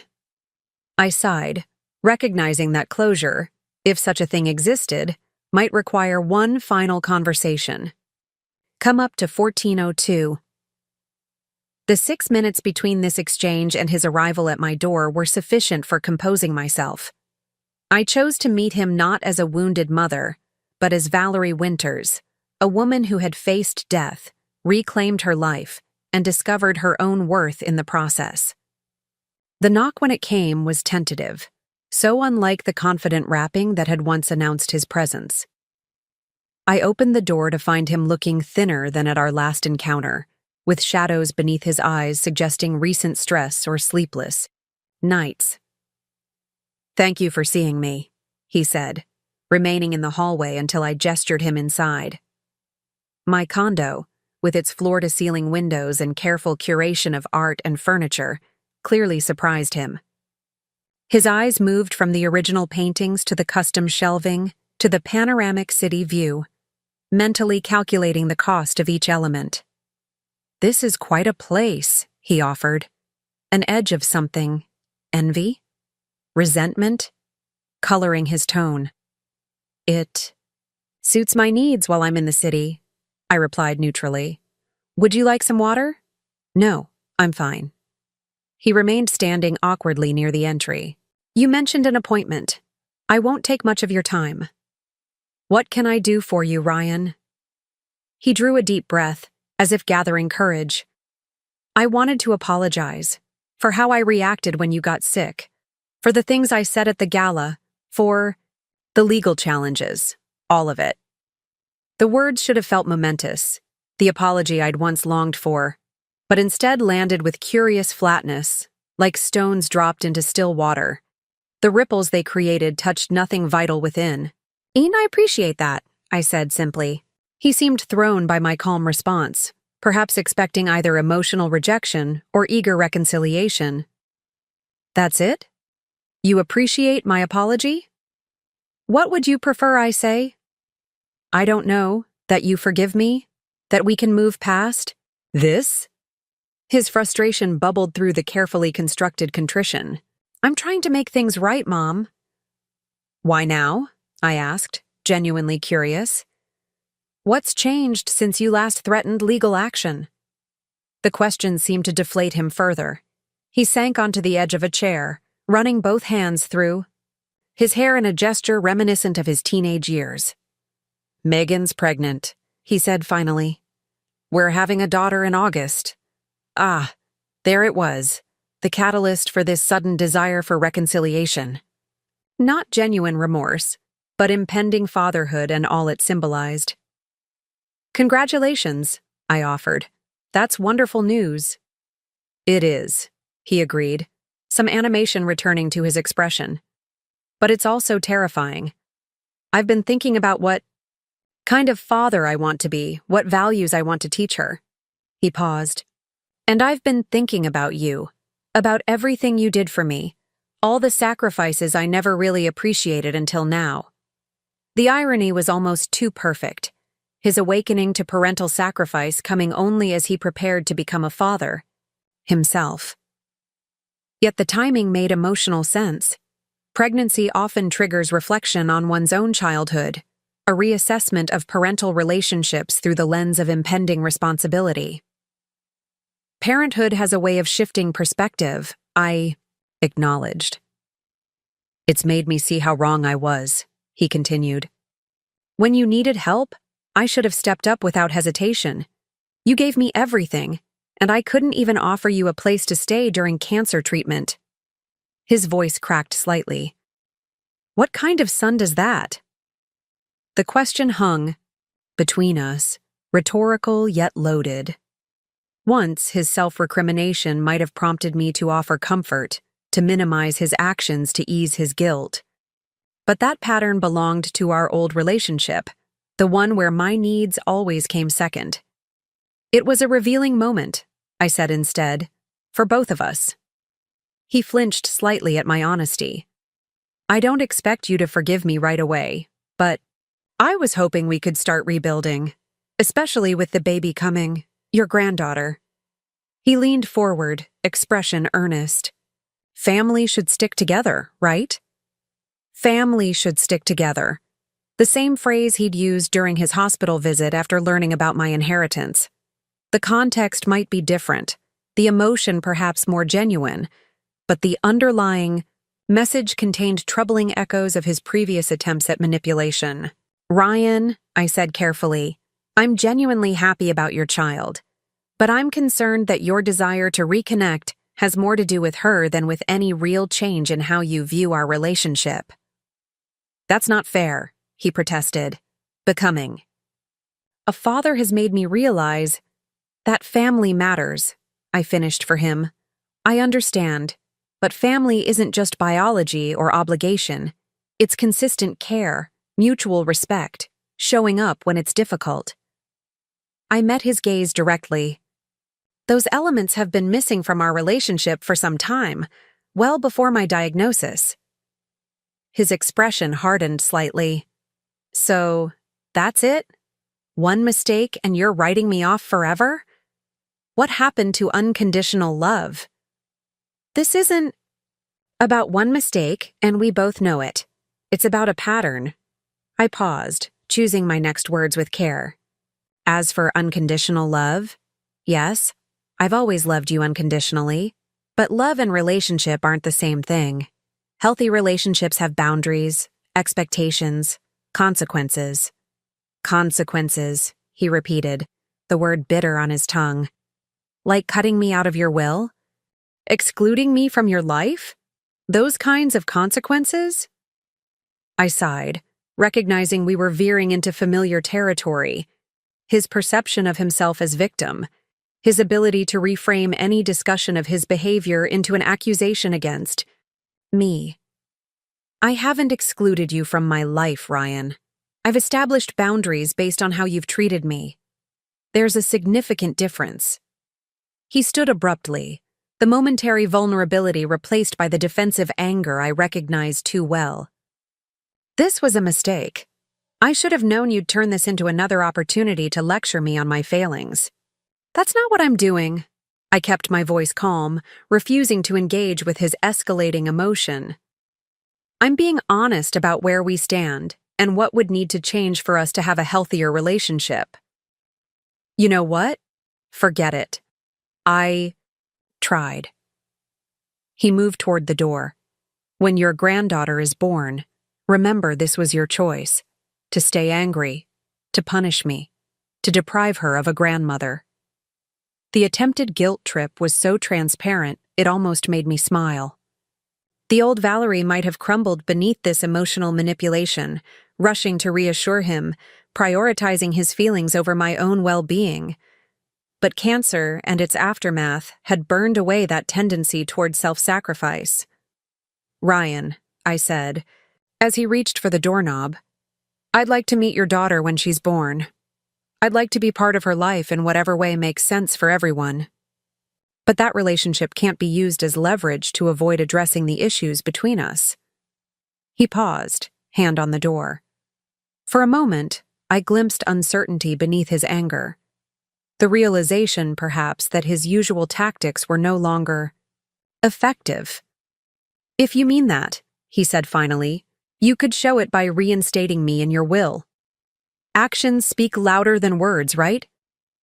And there it was, the financial calculation underlying his apparent desire for reconciliation. My heart sank with the confirmation that despite his new insights into parenthood, his fundamental view of our relationship remained transactional. I've already provided for you in my estate planning, I said, a trust that will generate a modest annual income, not enough to eliminate the need for work, but sufficient to provide security and opportunities for your family. Modest, he echoed, disappointment evident. Of course. You never could just give without strings attached. The accusation, so utterly contrary to the reality of our history, might once have wounded me deeply. Now it simply confirmed the necessity of maintaining emotional distance. Goodbye, Ryan. Please give Megan my congratulations on the pregnancy. After he left, I stood at my window watching rain sweep across the city, feeling strangely peaceful despite the difficult encounter. His visit had confirmed what I'd already intuited. Our relationship as it had existed was irreparably altered. Whether something new could eventually emerge remained to be seen, but it would require fundamental changes in his perspective. Changes that seemed unlikely, given his persistent focus on financial gain rather than emotional connection. My phone chimed with a reminder for my appointment with Dr. Martinez. I gathered my things, recognizing that this final session would now have unexpected relevance. The encounter with Ryan had provided perfect material for discussing healthy boundaries, grief for relationships that can't be salvaged, and the liberation that comes with accepting reality rather than clinging to wishful thinking. As I rode the elevator down to meet Thomas, I mentally revised my plans for the coming weeks. The closing on the Cannon Beach property was scheduled for the following Friday. After that, I would need to select a contractor for the minor renovations I envisioned, chose furnishings that reflected my emerging aesthetic preferences, and decide which pieces from my current space would make the transition to coastal living. The foundation would begin accepting applications soon, requiring attention to administrative details and protocols. Professor Martinez had scheduled my speaking engagement with the nursing students for the month's end, giving me time to organize my thoughts and prepare materials. Dr. Chen had suggested a wellness retreat in Arizona for cancer survivors and opportunity to connect with others who understood the physical and emotional toll of the disease. My days were filling with meaningful activities, relationships, and projects, a stark contrast to my previous existence of work and sacrifice. The irony wasn't lost on me. Cancer, which had threatened to end my life, had instead catalyzed a complete reinvention of how I lived it. Thomas was waiting with the car, greeting me with his customary courtesy as I emerged from the building. "To Dr. Martinez's office?" he confirmed. "Yes, please." I settled into the back seat, watching raindrops create intricate patterns on the window. "And Thomas? After the appointment, let's stop by that bookstore on Hawthorne. I'd like to pick up some coastal gardening guides."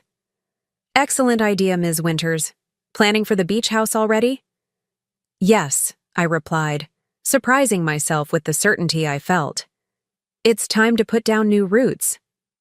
The metaphor lingered as we navigated Portland's rain-slicked streets, new roots, new growth, new life emerging from ground that had seemed temporarily barren.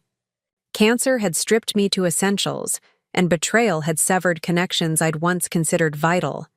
But from that clearing had come unexpected opportunity, the freedom to define myself not through service or sacrifice, but through authentic choice and deliberate creation.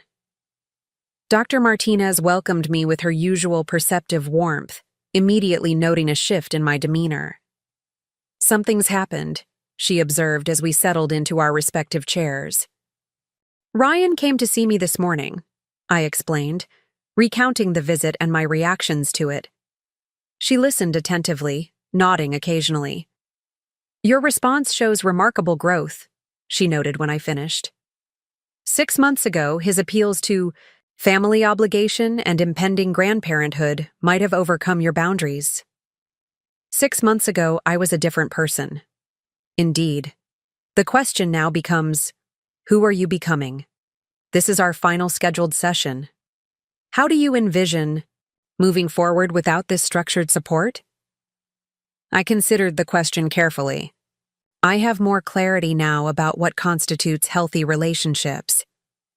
I'm learning to recognize manipulation and to maintain boundaries without guilt. Most importantly, I'm developing a stronger sense of my own worth beyond what I contribute to others. Those are significant insights, she affirmed. And, practically speaking, what supports will you rely on as you continue this evolution? I'm building new connections through the Foundation and Medical Center. Dr. Chen has become a friend as well as my oncologist. The Cancer Survivors Group provides understanding for that specific aspect of my journey. I paused, realizing something important. And I'm learning to trust myself, my perceptions, my judgment, my right to prioritize my own well-being. Dr. Martinez smiled, satisfaction evident in her expression. That might be the most important support of all. As our session concluded, she offered a final observation that would stay with me in the months to come. "Valerie, the most profound healing often happens not by recovering what was lost, but by discovering what might yet be created from the fey clearing life has made." Driving away from her office, Thomas took the route along the river, affording glimpses of water through the dissipating rain.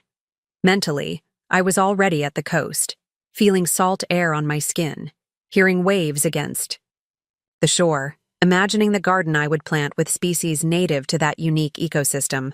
Tomorrow would bring another oncology appointment with Dr. Chen, another marker in the ongoing journey of recovery. Next week, the keys to my beach house, the beginning of a new chapter in a setting that had always brought me peace. Beyond that, stretched possibilities I was only beginning to envision. Perhaps travel to places I'd read about but never seen, volunteering with hospice organizations in a consulting capacity, developing the foundation to support healthcare workers beyond. Portland. For now, it was enough to recognize how far I'd come from that devastating coffee shop conversation with Ryan, the moment when I'd realized how little I mattered to the person who had been the center of my existence for decades. The pain of that betrayal hadn't vanished, but it had transformed into something unexpected, a catalyst for authentic living that might otherwise have taken decades to achieve, if ever. As we crossed the Hawthorne Bridge, a break in the clouds sent sunlight streaming across the city, illuminating buildings and turning raindrops into momentary diamonds. I lowered my window slightly, breathing in the rain-washed air and the faint scent of river water below. "Beautiful, isn't it?" Thomas commented, catching my eye in the rearview mirror. "Yes," I agreed, watching light dance across the water's surface. "Absolutely beautiful." The autumn wind carried the scent of salt water and pine as I stood on the deck of my Cannon Beach home, watching waves crash against Haystack Rock. 6 months had passed since I'd moved permanently to the coast, leaving behind the sleek downtown condo for this weathered cedar sanctuary perched above the ocean. My morning ritual, coffee at dawn as the tide receded, revealing tide pools and stretches of pristine sand, had become a quiet meditation on resilience and change. Today marked 2 years since my cancer diagnosis, a milestone my oncologist had once presented as an ambitious hope rather than a certainty. Yet here I stood, officially in remission, my body having fought its way back from the brink with determination that still surprised me. The physical scars remained, of course. My energy would never quite reach pre-cancer levels, and certain foods still triggered nausea, ghosts of the chemotherapy that had both poisoned and saved me. But I had made peace with these limitations, recognizing them as badges of survival rather than ongoing punishment. The wind picked up, sending my now shoulder-length silver hair dancing around my face. I'd stopped coloring it after treatment, embracing the striking shade that had emerged during recovery. This simple decision symbolized a broader shift in my self-perception. I no longer felt compelled to disguise or apologize for my age, my experiences, my authentic self. My phone chimed with a text message, interrupting my reflection. Andrea had sent a photo of her son Trev, now healthy and vibrant, starting his first day of kindergarten. The image of his gap-toothed smile, backpack nearly as large as his small frame, brought tears to my eyes. His recovery from leukemia had been one of the first miracles funded by the Winters Foundation, a tangible reminder that William's generosity continued to ripple outward through my stewardship. The foundation had grown beyond my initial vision, now supporting dozens of healthcare workers annually through medical crises, educational advancement, and financial emergencies. What had begun as a personal mission had evolved into a community of mutual support, with former recipients often becoming volunteers and advocates. The monthly gatherings at Pacific Northwest Medical Center had transformed from formal presentations into something closer to family reunions, with shared meals, resource exchanges, and genuine connections forming across hospital departments and specialties. I was preparing lunch when the landline rang, the number I shared only with a select few people. Dr. Chen's voice greeted me warmly. "Valerie, how are you feeling on this milestone day?" "Reflective," I admitted, smiling at her characteristic directness. Our relationship had evolved from doctor-patient to genuine friendship, strengthened by shared experiences and mutual respect, but grateful, incredibly grateful. "As you should be. Your latest scans were textbook perfect. She paused briefly. Actually, I'm calling with some news. Remember that research protocol you participated in during your treatment? The one targeting your specific genetic markers? Of course. Those were the experimental drugs you added to my standard regimen. The results from the full trial just came in. 87% improved response rate compared to standard treatment alone. The FDA is fast-tracking approval based on the data. Her voice filled with rare emotion. Valerie, the protocol you helped pioneer is going to save thousands of lives. The significance of her words washed over me like the tide below my home. Powerful, cleansing, transformative. My illness, with all its pain and fear, had contributed to something larger than myself. The cancer that had threatened to end my story had instead become a chapter in a much broader narrative of healing and hope. That's extraordinary, I managed finally. There's more, Dr. Chen continued. The research team would like to name the protocol after you, the Winters Method. They're presenting the findings at the Oncology Summit next month and would like you to attend as their guest of honor. Guest of honor. The phrase struck me as almost comically incongruous with how I'd viewed myself for most of my life. The quiet nurse, the sacrificing mother, the invisible caregiver. Yet here was another invitation to step forward, to claim space, to acknowledge the value of my contribution. I'd be honored, I said simply. After ending the call, I returned to the deck, gazing out at the horizon where ocean met sky in a seamless band of blue. The vastness always provided perspective, reminding me of my small but significant place in the universe. Today, that reminder carried particular resonance as I contemplated how circumstances that had once seemed solely tragic had yielded unexpected gifts. The beach below was dotted with families enjoying the unseasonably warm weather. Children, building sandcastles, parents reading beneath colorful umbrellas, elderly couples walking hand in hand along the waterline. Among them, I spotted a familiar figure, a young woman with a toddler, both with unmistakable Thompson features. Megan and little Emma, my daughter-in-law and granddaughter. Their appearance wasn't entirely unexpected.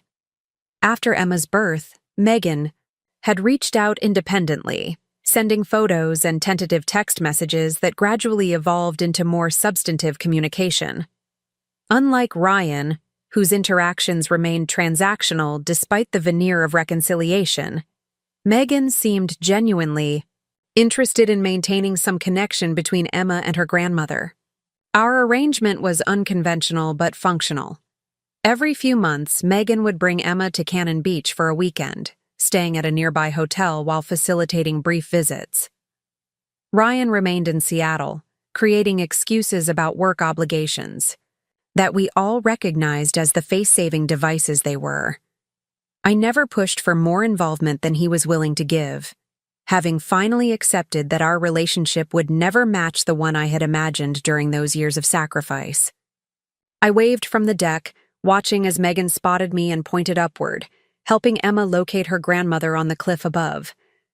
The little girl's enthusiastic wave and bright smile pierced straight to my heart, a love unencumbered by history or expectation. Later, as we collected shells along the shoreline, Emma's small hand trustingly in mine, I reflected on the strange circular nature of life. Here was another child to love, another generation to nurture, but under vastly different circumstances than I had experienced with Ryan. I was no longer the desperate young mother scraping to provide necessities, no longer defining my worth solely through what I could give or sacrifice. Instead, I was simply Valerie, a woman with experiences to share, wisdom to offer, and boundaries firmly in place. Grammy, look! Emma's excited voice drew my attention to a perfect sand dollar she had discovered at the water's edge. It's a treasure. It certainly is, I agreed, kneeling beside her to examine the delicate specimen. And you know what's special about sand dollars? The ones we find on the beach are just the skeletons. When they're alive, They're covered with tiny purple spines that help them move through the sand. Her eyes widened with wonder. They're alive? And purple? They are. Just because something looks plain on the outside doesn't mean it isn't extraordinary. I helped her rinse the sand dollar in a tide pool. Sometimes the most remarkable things are hiding in plain sight. Emma carefully placed her treasure in the collection bucket, already focused on the next discovery. But Megan, who had been listening nearby, met my gaze with unexpected understanding. "That's true of people too, isn't it?" she said quietly. "We miss so much when we only see surfaces."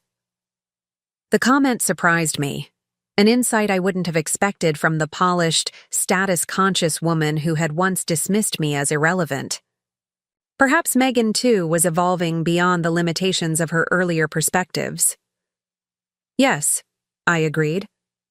"Though sometimes it takes a significant disruption to reveal what lies beneath." The remainder of their visit passed pleasantly, with a picnic on the beach, followed by hot chocolate on my deck as the afternoon cooled.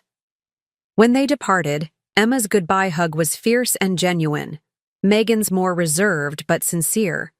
I watched their car disappear down the winding coastal road, feeling contentment rather than the melancholy that once accompanied such partings. That evening, I built a fire in the stone hearth and settled into my favorite reading chair, William's letter, now framed, hanging on the wall nearby. His words about thriving rather than merely surviving had become a personal manifesto, guiding my choices as I crafted this unexpected third act of my life. Beyond the windows, stars emerged in the darkening sky, reflecting on the water below. On clear nights like this, the observatory would provide spectacular viewing. But tonight, I preferred the main floor, wrapped in the warmth of the home I had created for myself. My phone chimed with an evening text from Dr. Martinez. "Thinking of you on this anniversary. How are you marking the occasion?" I smiled at her continuing care, typing back, watching stars over the ocean. "Making peace with the past, embracing the present." Her response came quickly. "Sounds exactly right. Here's to many more starry nights. Many more nights, many more dawns, many more opportunities to witness beauty, to offer compassion, to experience joy." These were the gifts my illness had inadvertently bestowed, not just additional time, but enhanced appreciation for every moment that remained. The fire crackled soothingly as I gazed out at the moonlit ocean, silver light creating a pathway across the dark water. 2 years ago, I had stood at what seemed like an ending, abandoned by my son, facing a deadly disease, uncertain of survival itself. Yet that apparent conclusion had instead been a beginning, opening a door to a life more authentic and fulfilling than anything I had previously imagined possible. Up next, you've got 2 more standout stories right on your screen. If this one hit the mark, you won't want to pass these up. Just click and check them out.